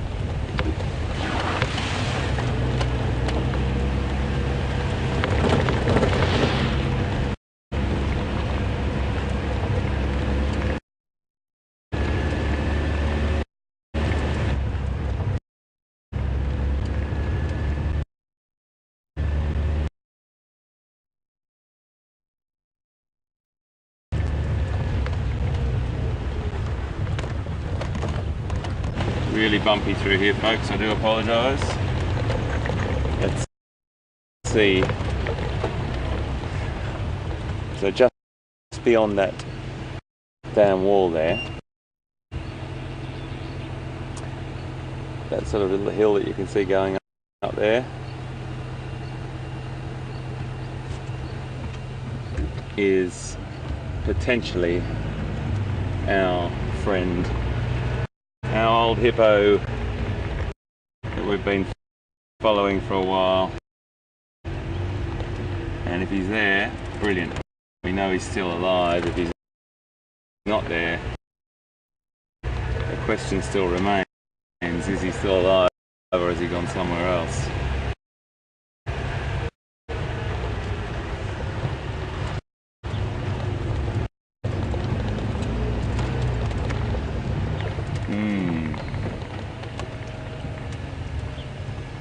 Well,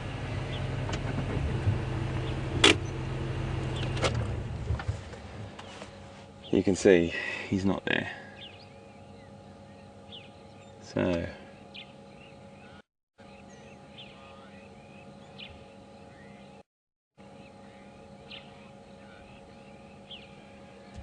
it's a tricky one, folks, because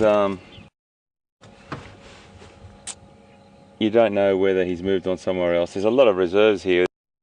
There's no fences. There's only one big perimeter fence to the west, but that really gives us only a few options to search on the water points of the reserves that we're on, Djuma and Arathusa. So what I'm going to do tonight is I'm going to put the word around and see if anyone has seen him, and that way we can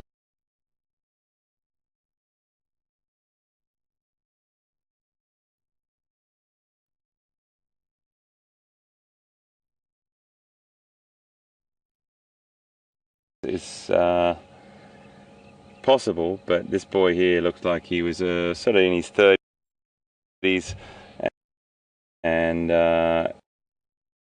he definitely had some serious wounds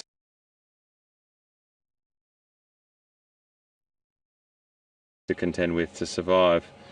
So he's not there. We don't have any dams on Arathusa to look for.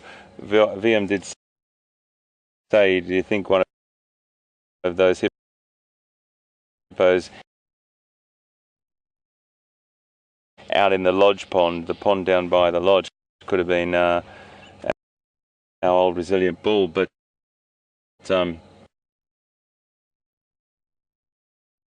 was a big bull in there, and he wouldn't have gone anywhere near that in the state he was in to try and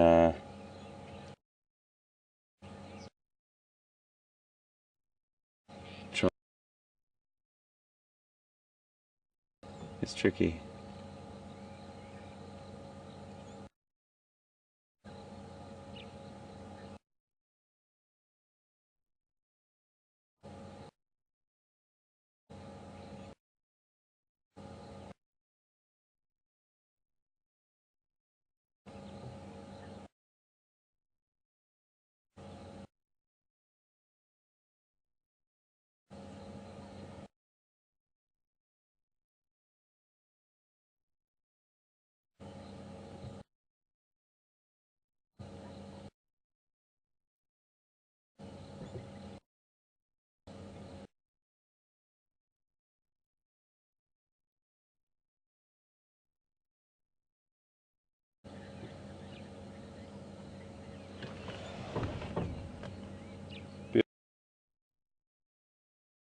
Beautiful sky tonight.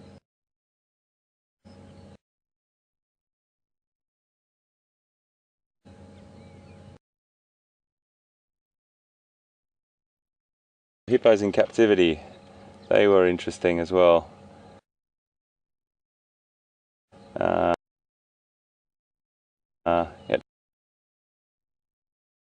really keep your eyes on them. They're not thought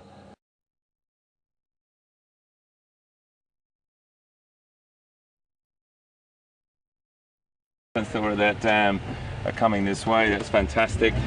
And also see what else we can see. It's just about 5 to 6 o'clock here in Savi Sand, South Africa. So we've got about an hour, just over an hour to go. And anything could happen. That's for sure. You don't know what's around that next corner, as we always say.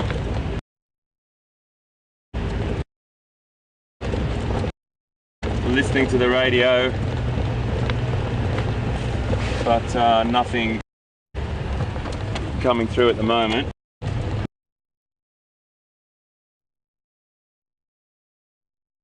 Where we are.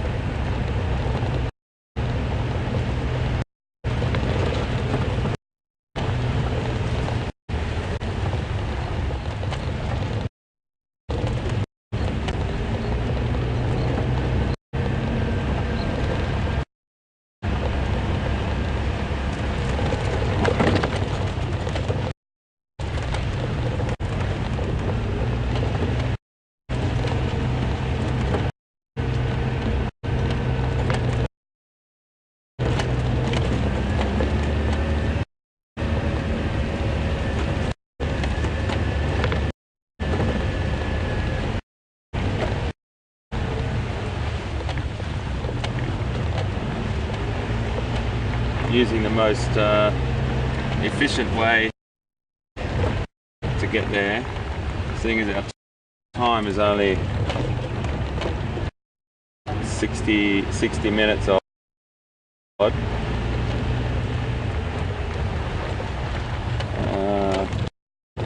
We can go that way, that's a good way.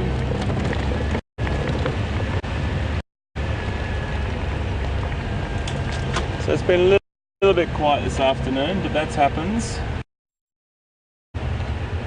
We've seen loads of nyala.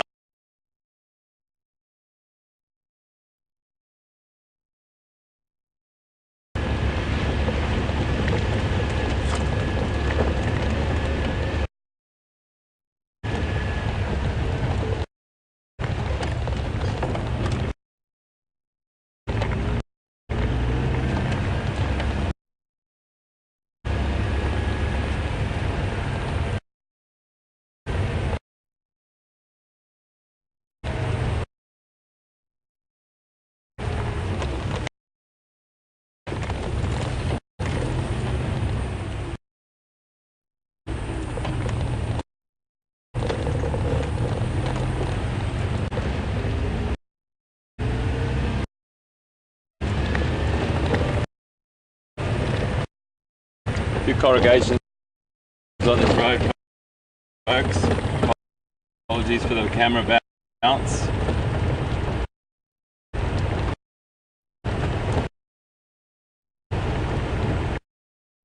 Really stumping me, that hippo. I thought he would have been there, and I thought he would have stayed put. But, one would think that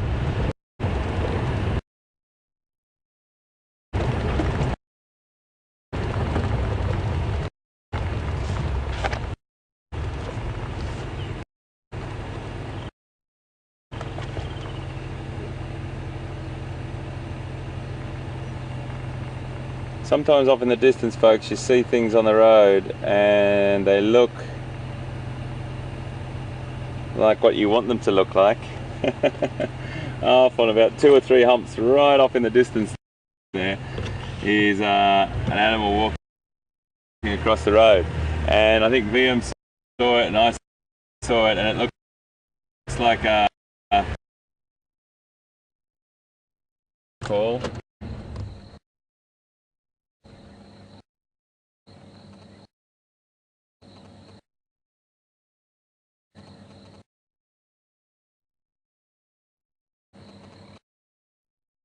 He's thinking that we can't see him.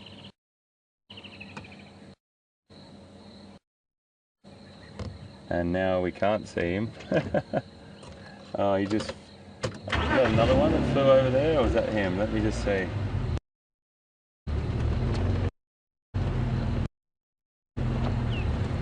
Oh no, that was...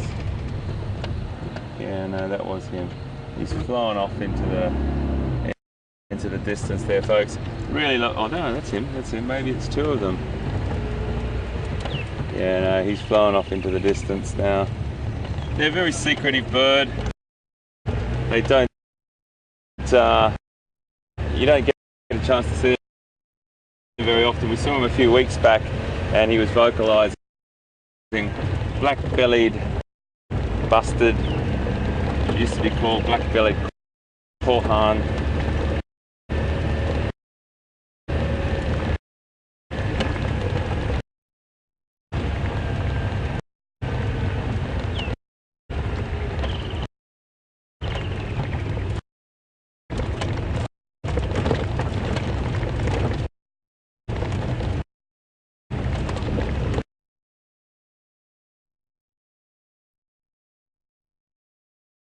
And we'll see you soon.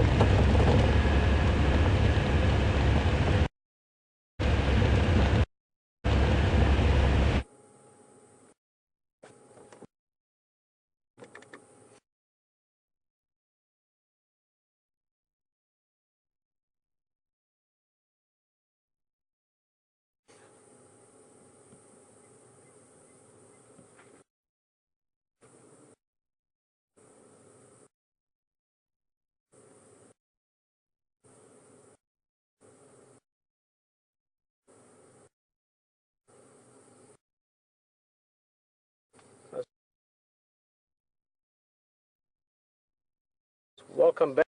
A few technical challenges there, but like all challenges, we will succumb.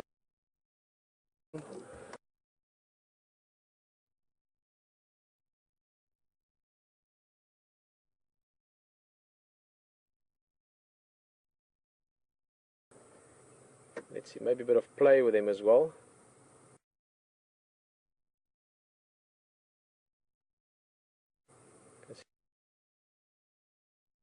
See the one there, the one just arriving below the tree.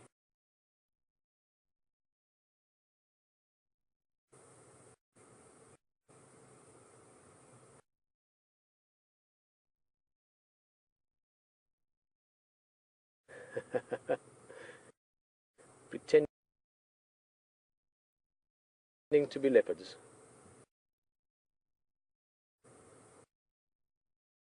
Lions are actually not bad at climbing considering their bulk. These are adult lionesses. They'll be weighing about 130, 100.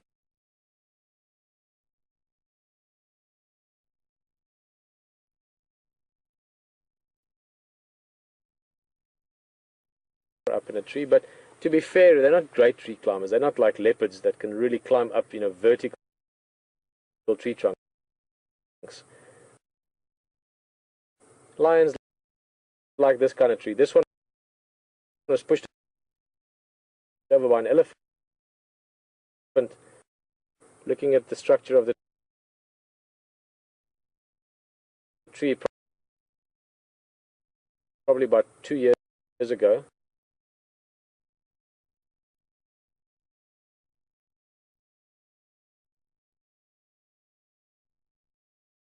Difficult to decide where to look. These are two lionesses, and this is the typical beginning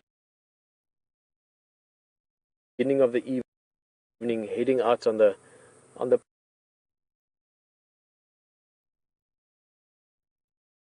prowl. They are heading into our area, which is great news, and they will possibly be on the hunt as well. So we're going to follow them as far as possible. Here's the rest coming out as well. One still up in the tree.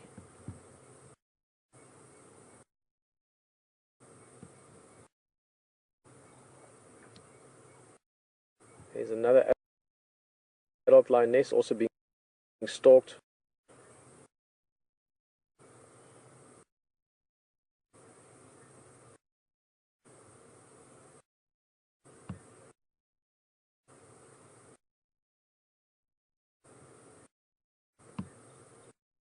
It's beautiful to see them getting active, to see them start moving.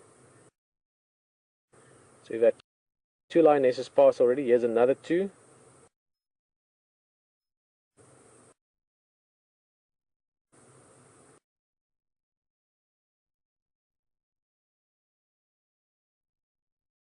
You can see still quite prominent spots on the stomach and the legs. Oh, gorgeous.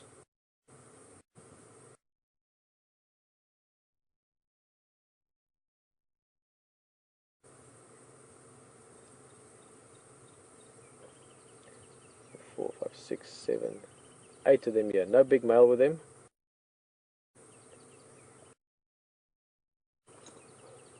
Nine of them in total. Just look at how beautiful she is.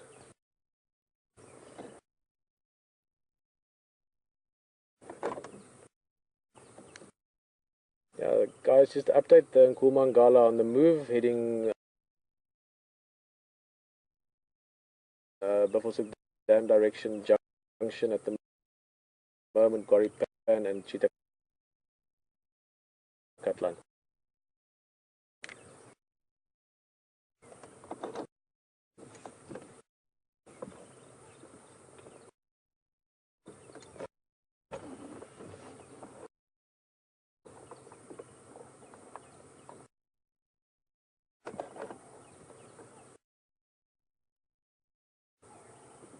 Oh, they're still far away. I'll stick with them, so I'll keep you updated if they are heading that way. At the moment, they're still on Chitakatlan.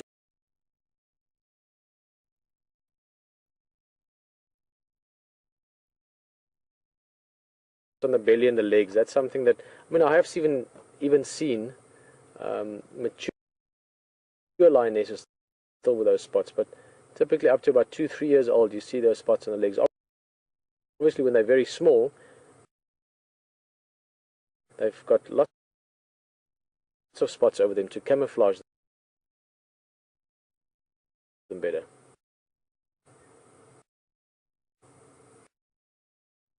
And as tends to be the case with youngsters, a bit more playful. I think Marty and Jason and all of the rest of Miss Billings' class would agree with that.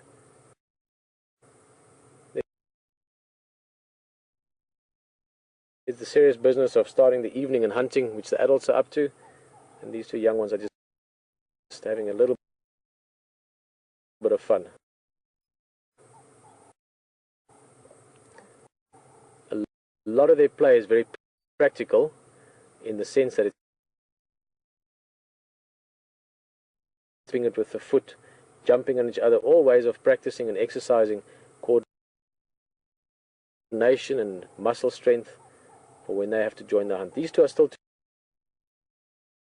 young to hunt. They will follow the pride. They're old enough for that now, but not old enough to partake in hunting.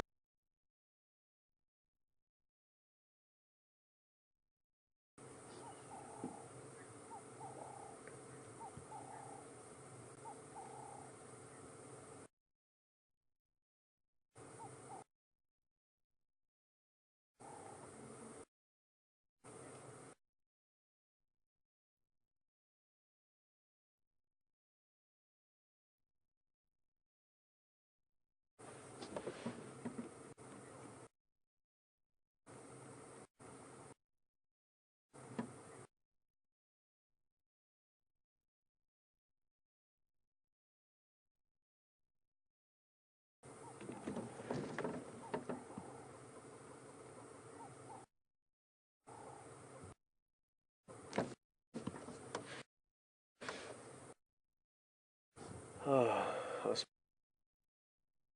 special is this?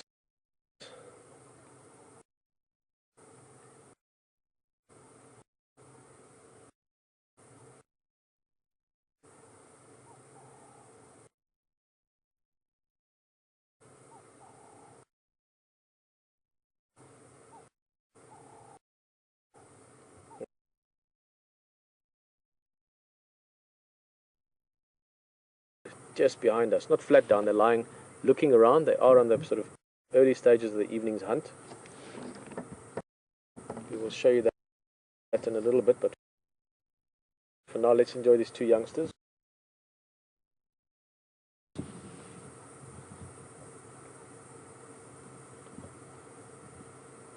This is always a treat to see. Lions at any stage is great, but to catch them when they're getting active, when they're in this beautiful mood, when they were playing with each other and grooming and bonding. Bonding is very important. These guys work really, really as a team. I mean, if you ever want to understand team dynamics,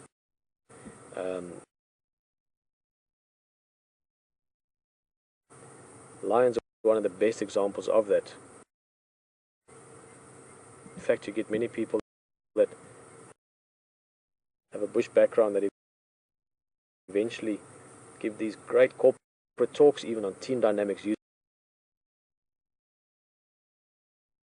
lions as an example.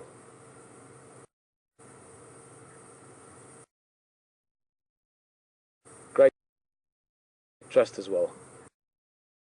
Look at how they're biting each other, knowing that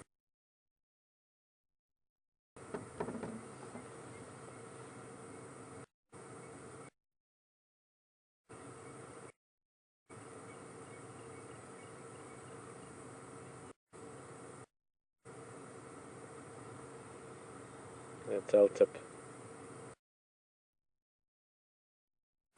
Great indication of mood with lions. If they have a little bit of curiosity, you see the tail tip just twitching side to side. If they get very aggressive, you can get the tail really swishing around. I've had some amazing experiences with lions, and when they're in that the business end of a charge, you can actually hear the tail hitting the ground like a whip.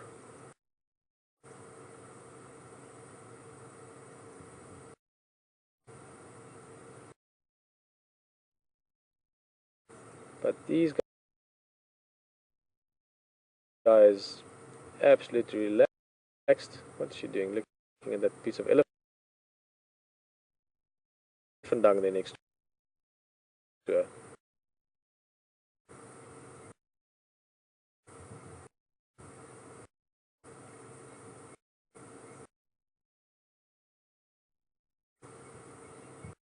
What's she doing? She's stalking something, maybe an insect.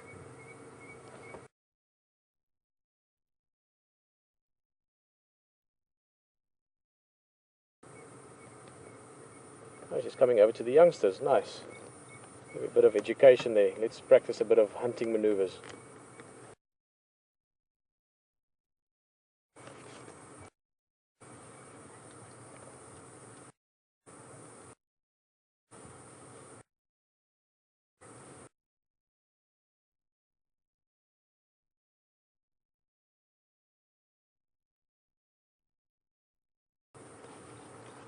Ah, this is exciting stuff. You know, it's there's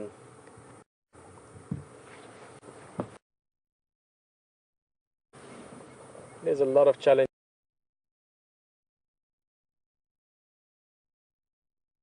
and all of it is met with great commitment and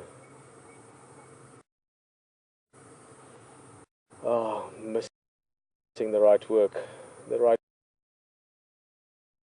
word. Yeah, the right word would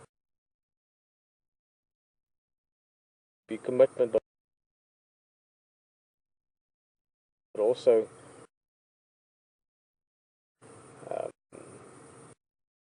a sense of adventure. And I'm talking now about what Wild Earth is doing here, and National Geographic is such a huge part of it, enabling this project. And such an exciting thing, but to do this live, guys, we're sitting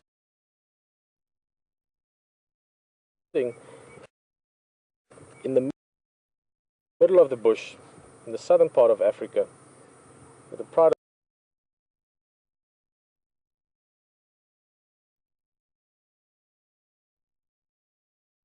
this little pup that we saw a while back. We saw, I can't remember how long ago it was, even about probably 4 weeks ago. And the female,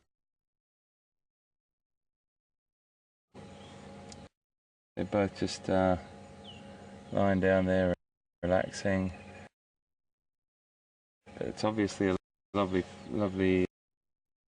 den they've moved into. I think we did talk about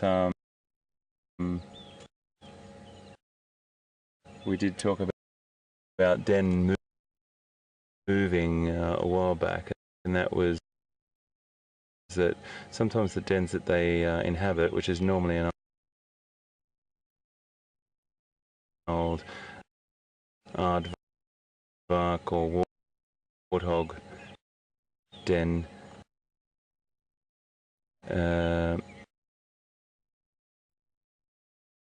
burrow, they end up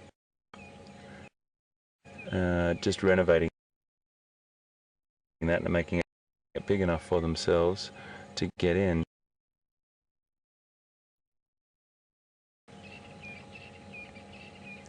So I'm not sure how pregnant she is.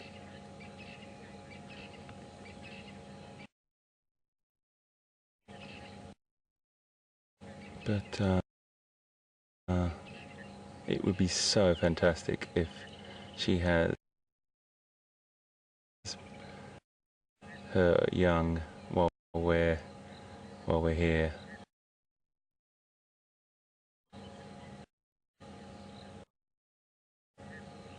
Oh, he's just fantastic, isn't he? Checking us right out.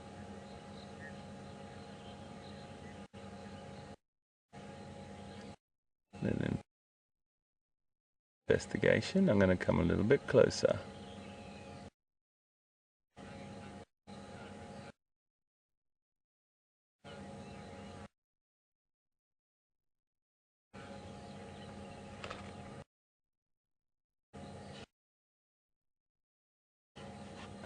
Isn't he sensational?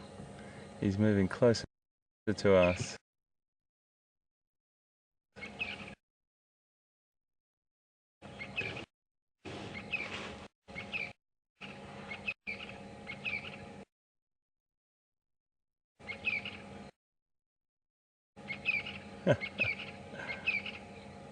So close.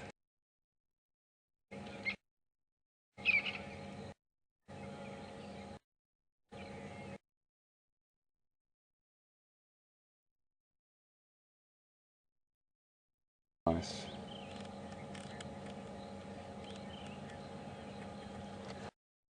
Oh, he's just gone back now, but that's okay.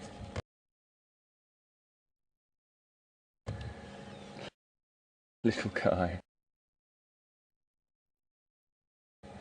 He just came and had a complete investigation of us.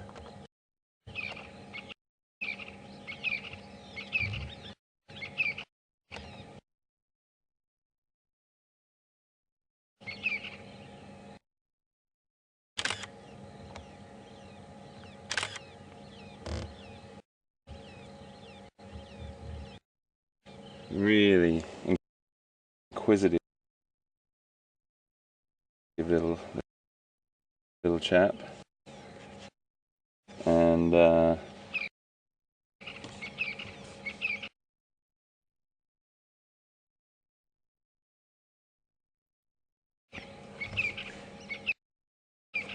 His mum is pregnant.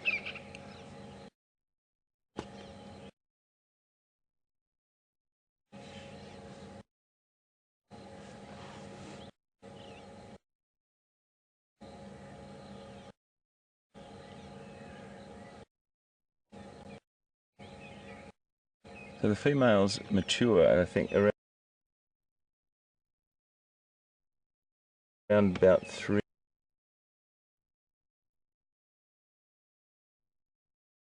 What a great looking creature he is.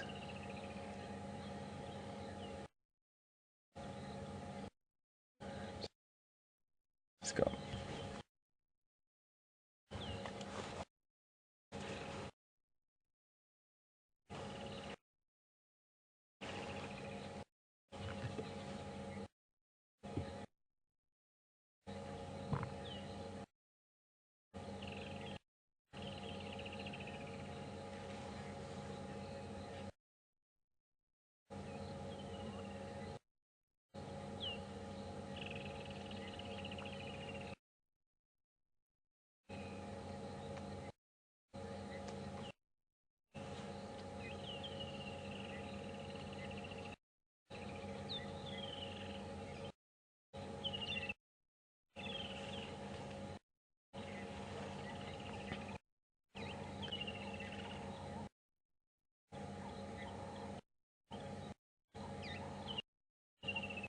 And they wean their pups at about a year old.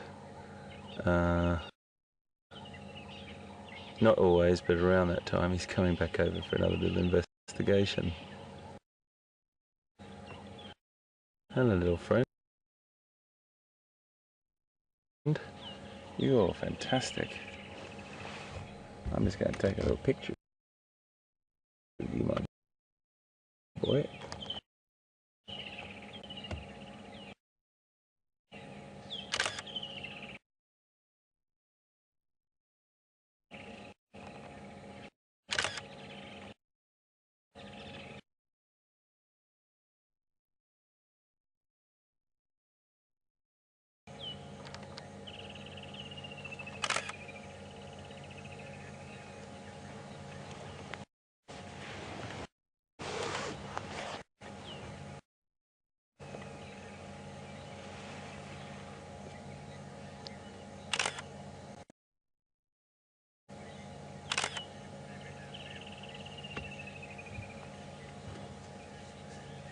He is literally 1.5 meters away from me, folks. It's about 4.5 feet.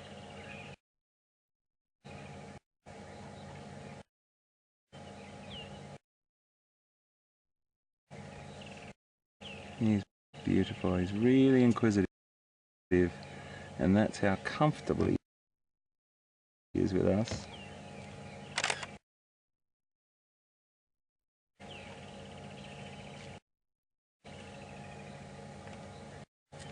Absolutely relaxed with us.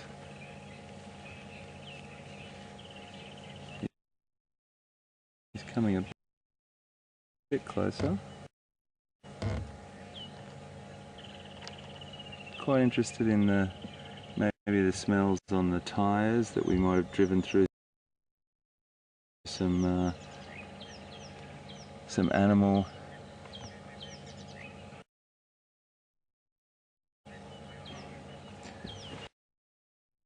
Yeah. I'm getting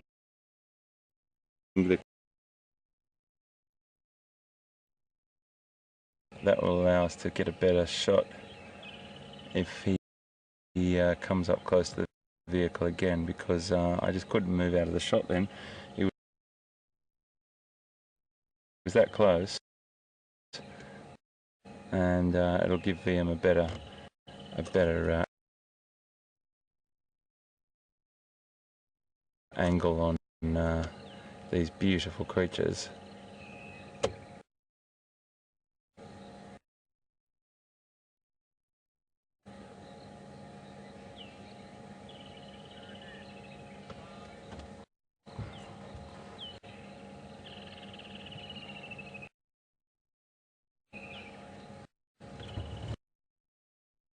Okay, so just make sure you... It's okay, buddy. It's alright. That's how relaxed they are, folks.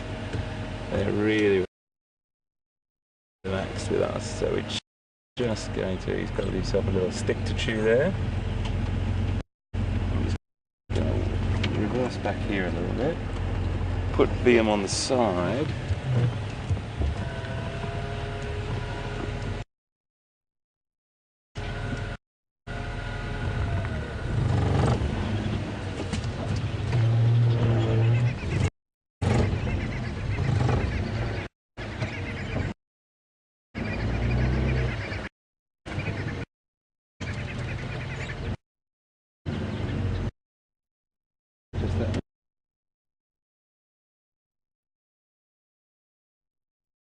Just reverse back a bit closer, mate, for you.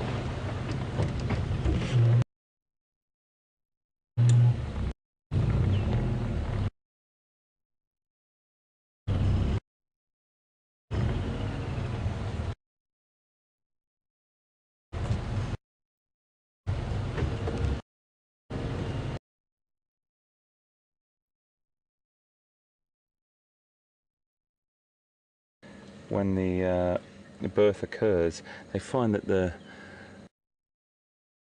siblings of the same sex actually start battling each other for dominancy that early. It's quite extraordinary to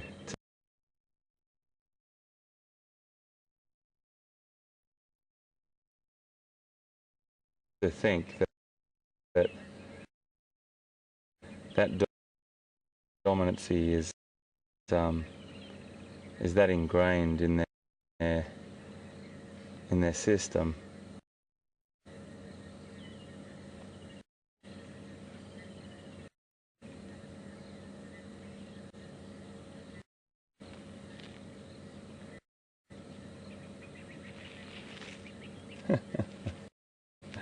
Isn't she beautiful?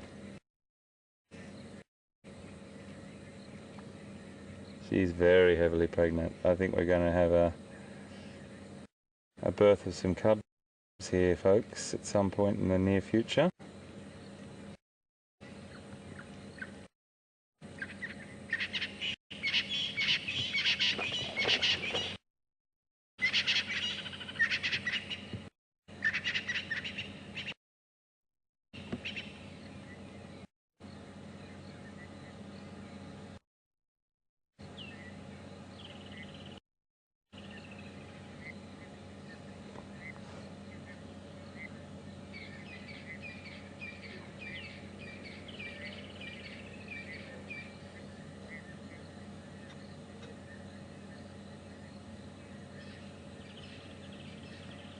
She's just gone down there a little ways. I'm not sure whether she's going to move. Okay, she's moved position.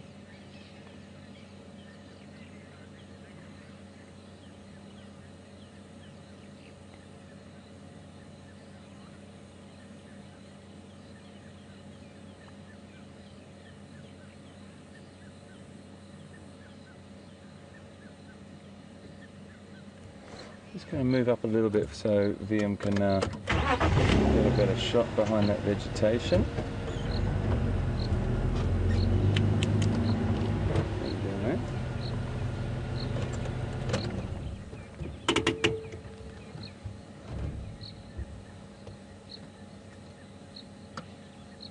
He's a really confident little guy, this guy.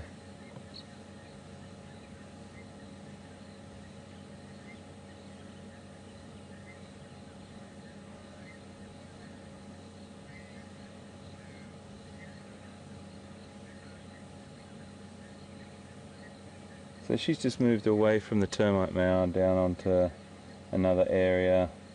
She rolled over and rolled down the hill actually. When who knows? She's probably at the end of her pregnancy as well, so she could be just wanting to lie on a cooler area.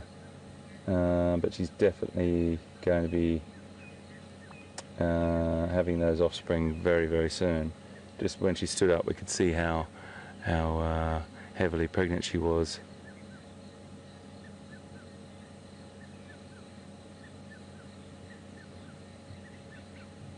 But the youngster, her youngster, is still kicking around there.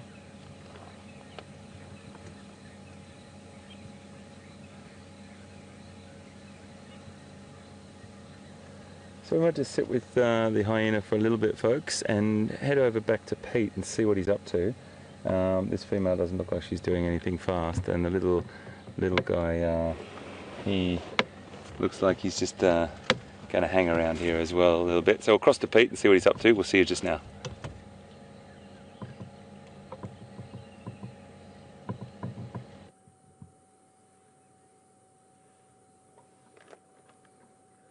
Welcome back.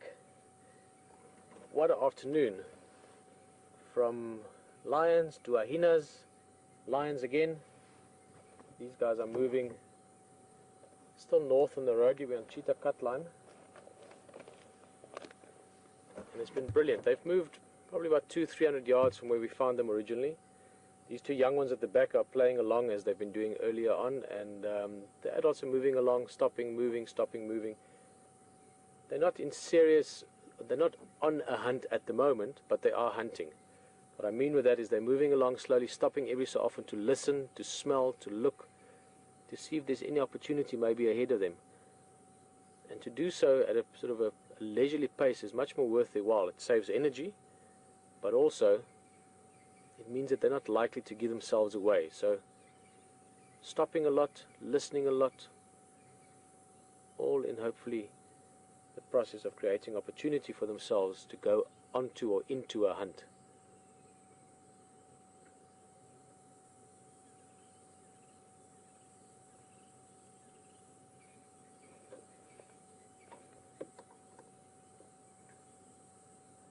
I'm going to move a bit closer to them. Stunning view, beautiful little road just weaving through the trees here.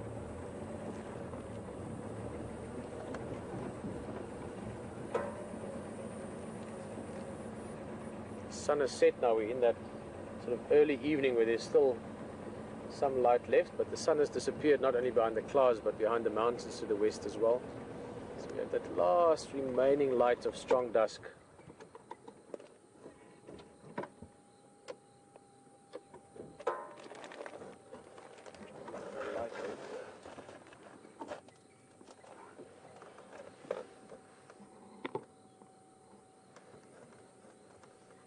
Love those black marks behind the ears, very visual cues. We could see them earlier when they walked down the road away from us. You could so easily pick out each individual's position. Great for lions moving in pride formation like this, to see each other from behind. You can compare it to, I always compare it to the brake lights on cars.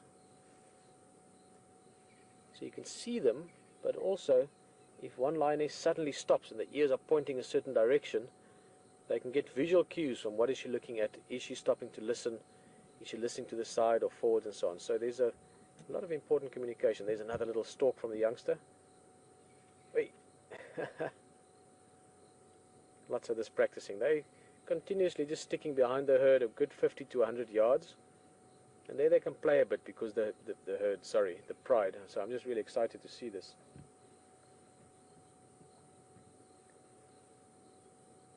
Pride's moving ahead of them, so where these youngsters are playing, the pride has already moved through, so they're not likely to give away their position or give away the surprise element, which is crucial to any hunt. And I think what we're going to do, while these guys are off on the side of the road, they're just playing in the grass there. Let's catch up to the front of the herd. I keep saying herd, sorry man, my mind's in a few different places at the moment. I'm just really happy to find these lions, and I'm hoping that we can stay with them signal-wise. I'm just going to go past these young ones. Hello, guys. Oh, you're hunting us now. That's really interesting. Look at that. That's awesome. Having a look at the car, wondering what we're doing. So this one's going to stalk again. Going to pounce on the one. So we've got the one looking at us, and the little sister's going to come from the back. There we go. Great.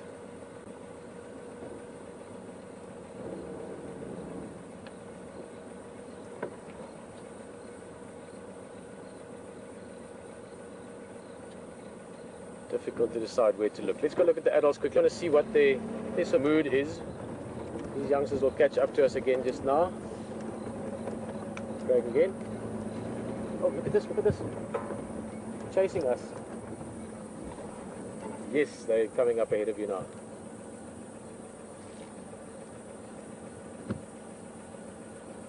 Yeah, we're just a bit further behind with the two youngsters, and then the rest of them are right on the road. You'll see them beautifully.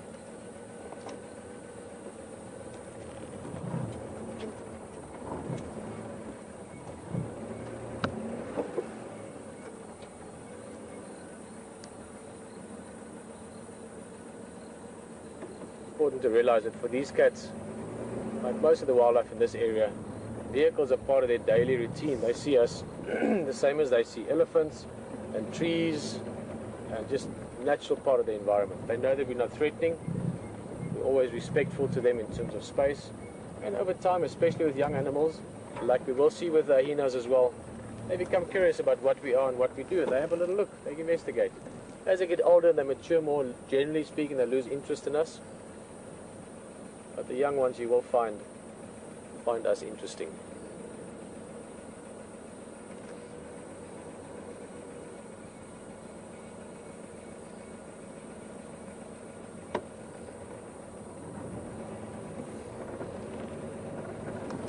Sorry, bumpy road. I'm going to get back on the track to give us a slightly smoother ride.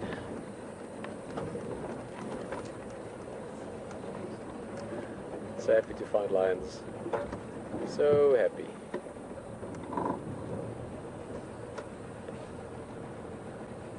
Oh, the one in the front lip there is hiding behind the...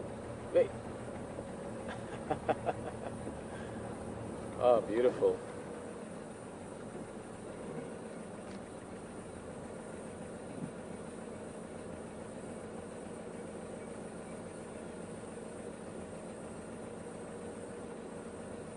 Tripping the back legs, probably the most important or first move in a hunt. If you're chasing the prey, trip it up so you can get it down, and then take it from there.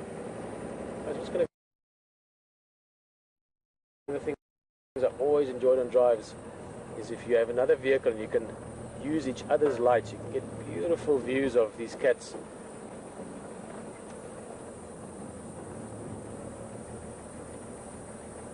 That's Chris Vickle. He's a really nice guy, very passionate about wildlife, like all the guys. Yeah.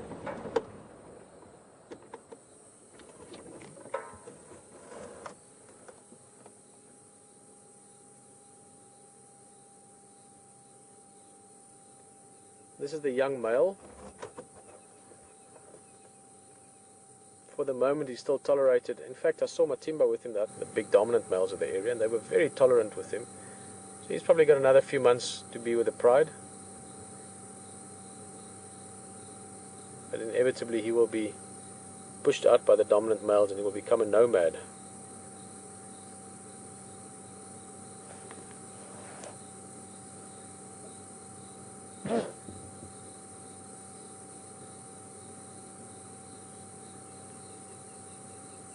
And to be honest, I was chatting with Jors the other day, one of the guys in this area. He's one of the landowners, if you want. He's not a guide, he's just a very passionate photographer and spends about 9 or 10 weeks a year out here visiting. And we're saying it's a bit sad, this male.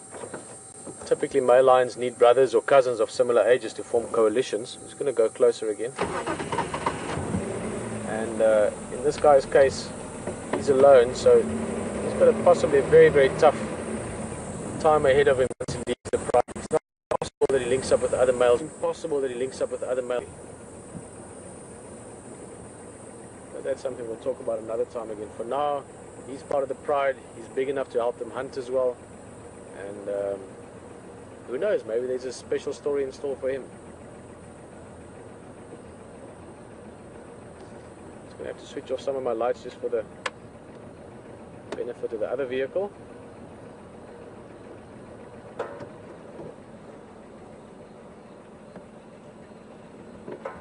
Oh, two on the road playing there. This is sort of that time of night when it's not day or night, it's sort of in between.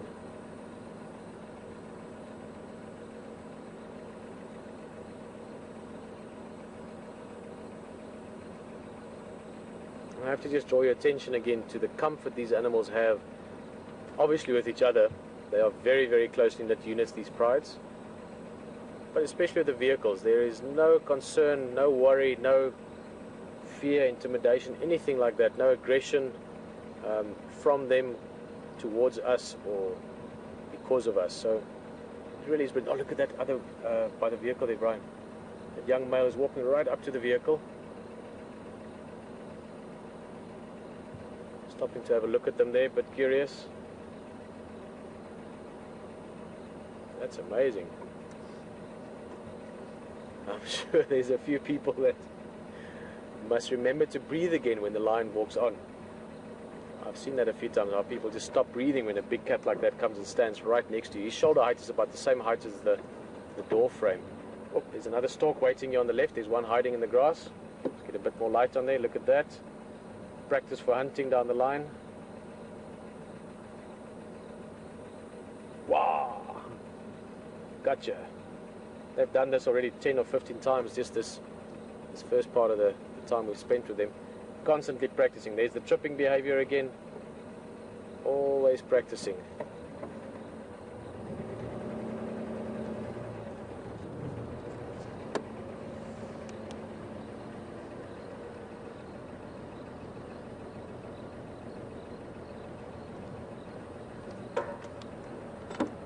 Greg, do you mind putting your light on him? I'll switch mine off.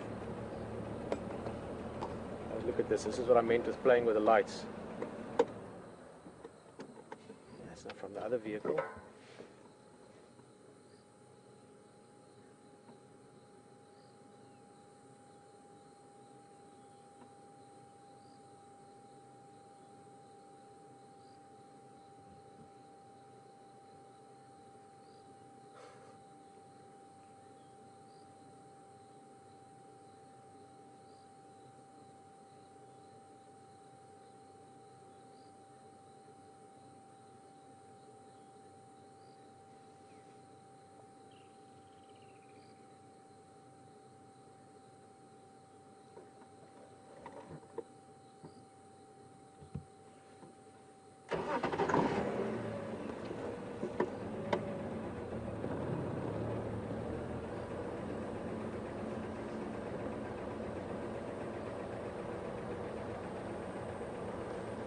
Awesome.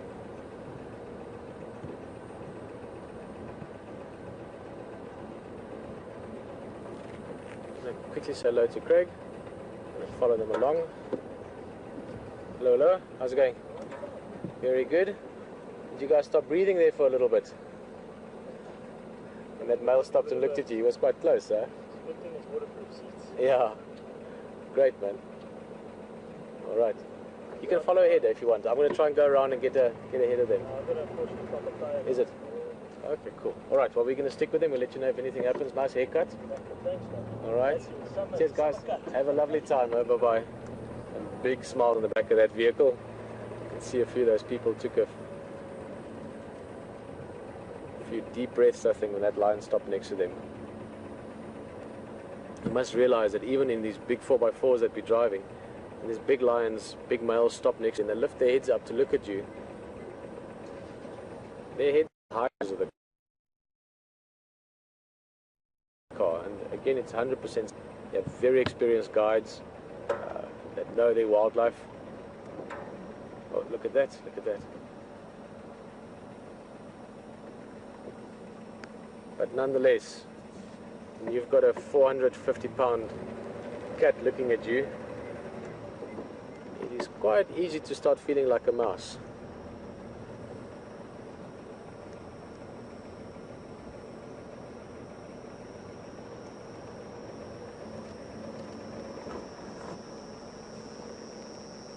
The shadow of the one on the other one there.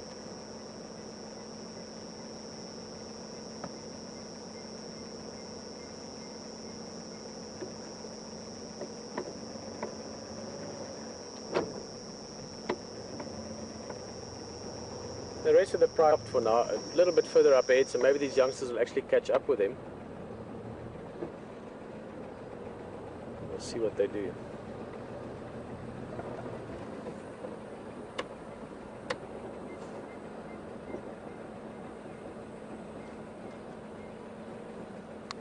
see up ahead.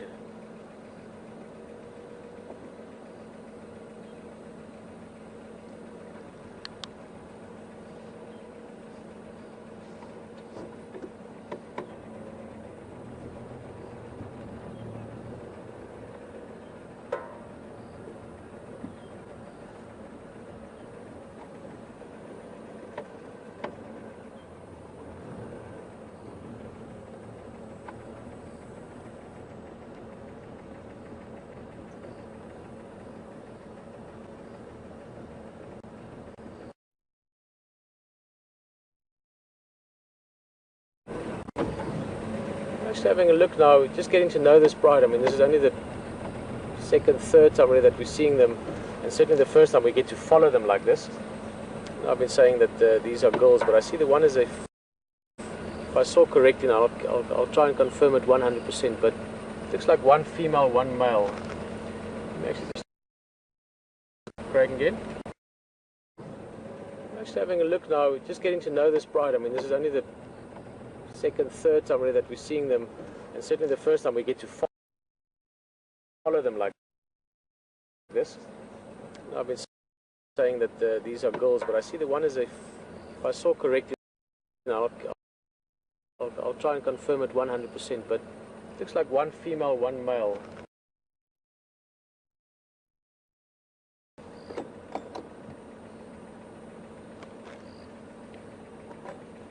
For next week, you must help me. We find Karula.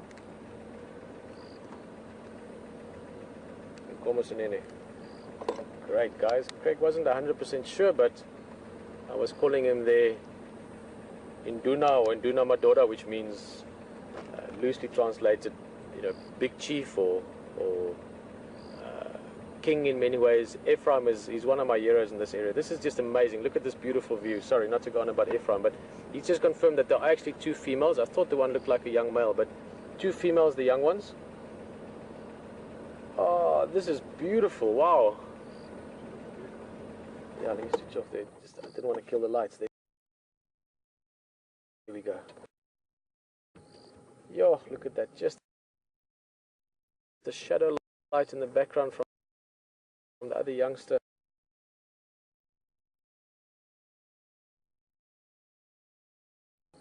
Yo, look at that. Just the shadow light in the background from the other youngster. Up on a termite mound here. Wow.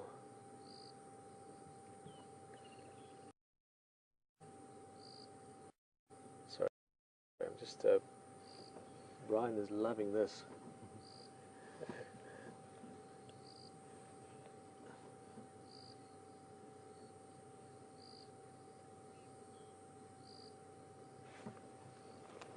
This is amazing lighting to see them like this.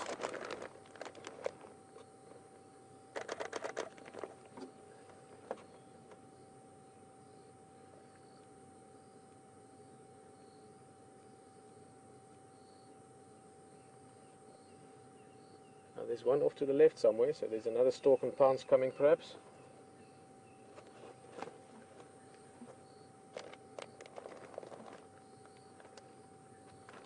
Out of the shadows there. Oh, that's just beautiful.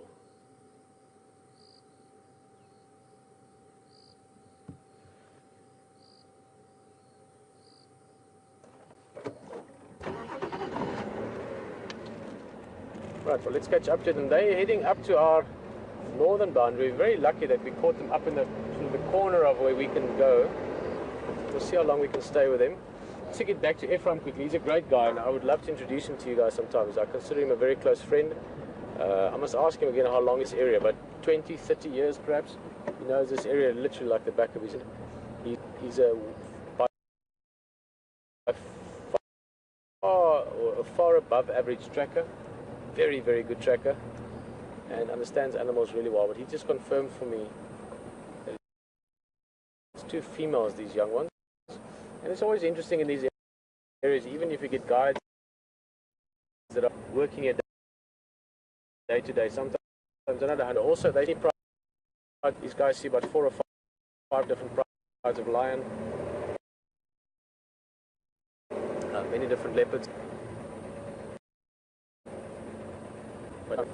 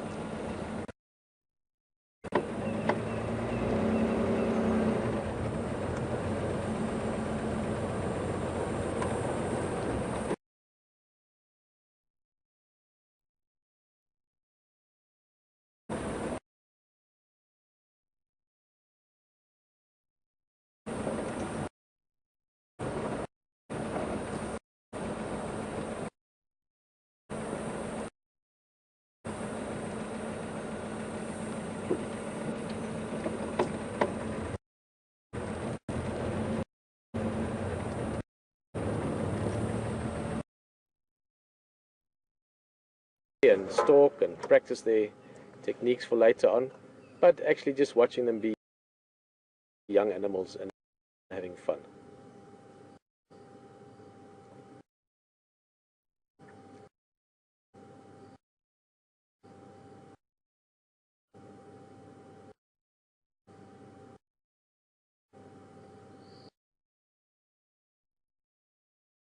One of the prides, we can also see the sticks pride and the breakaway pride, but the Nkuhumas we've had some lovely experiences with in the last few weeks. Oh, look at that. See, there's a little bit more. Look at that, slightly more serious play. They're getting a bit of a slap there, yeah.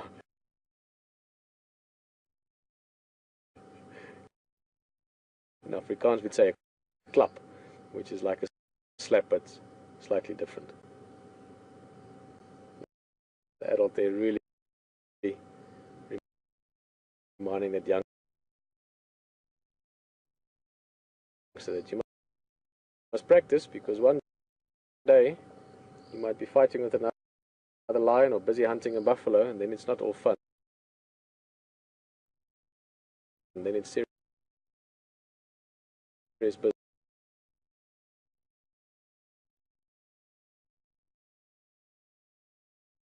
And a bit of distance to go. Let me just think what we should do here best route wise, considering everything.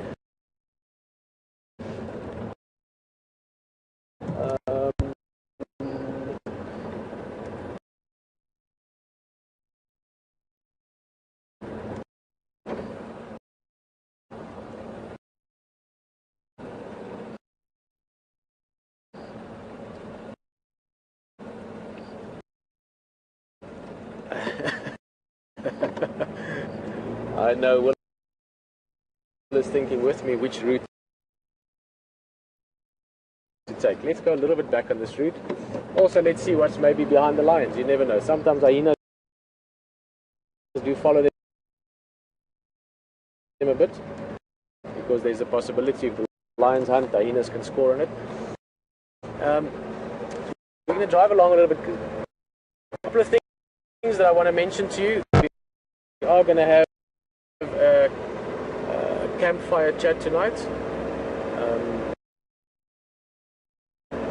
Again, like the last few weeks, it is a rehearsal. We're getting ready for what is now around the corner for Big Cat Week, which is very exciting for us, and a huge exciting project to be part of that.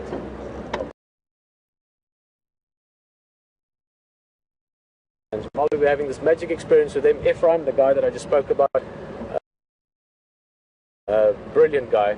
He rated me, said, and he has this wicked laugh, and he was like, Hoeveel friend, we just had this amazing experience. And I was like, tell me.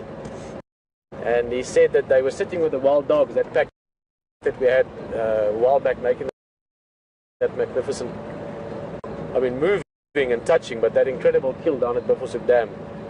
And they were sitting with the wild dogs not far from here, about 1.5 kilometers, about a mile and a bit towards the east. And they were sitting with the wild dogs, and a leopard came walking in. He says it's a male, they don't know, it's a male. a young male, so nomadic, a little bit older than Quarantine and Djuma, so probably about 2.5 years old. The leopard walked in, whole consternation. Now, wild dogs will dominate leopard because of their numbers. They chased the leopard up into a tree. Somehow, the leopard managed to fall out of the tree. I presume it wasn't such a big tree.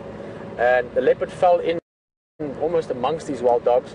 It was chaos, as you can imagine, dogs and leopards and everything flying around. And the leopard managed to get back up in the tree again. So all ended well, no serious injury. Maybe a little bit of, maybe a slightly hurt ego. But so these are the stories that happen around us all the time. There's a pride of lions just there. We just left them walking off into the night. Karula somewhere here maybe having cubs, maybe having them suckle for the first or second time in their life. All these beautiful, amazing stories that are happening around us right now, in this moment. The area that we're in, there are all these beautiful, beautiful things happening. Dramas and comedies and thrillers, all happening. And what we want to do, what we are doing, is to bring you into this world and show you some of it, and bring people that enjoy wildlife and that think and dream about experiencing Africa with us. So, as always, this is something that I am really, really proud and happy and I forgot the word there now, privileged to be part of. So, I hope you had a nice time with the lions. Stay with us a bit tonight because we are going to be sitting around the fire. Fire is a very special thing for many of us, and certainly for many of the old cultures in the world. In African culture and many other cultures, it plays a big role, and it's something that HT and myself have really spoken a lot about. We both love fire to the point where we really spend time around it and where it influences your way of thinking when you sit around it. So I look forward to sitting around the fire with him. We've done so almost every single night since we've been here, and tonight we're going to invite you to come and sit around the fire with us. You're going to have to keep HT company for a bit because I've got some ground to cover before I can get there, but he's going to welcome you there, talk with you a bit, ask him some questions. If we find something exciting en route, maybe a leopard or something like that, we'll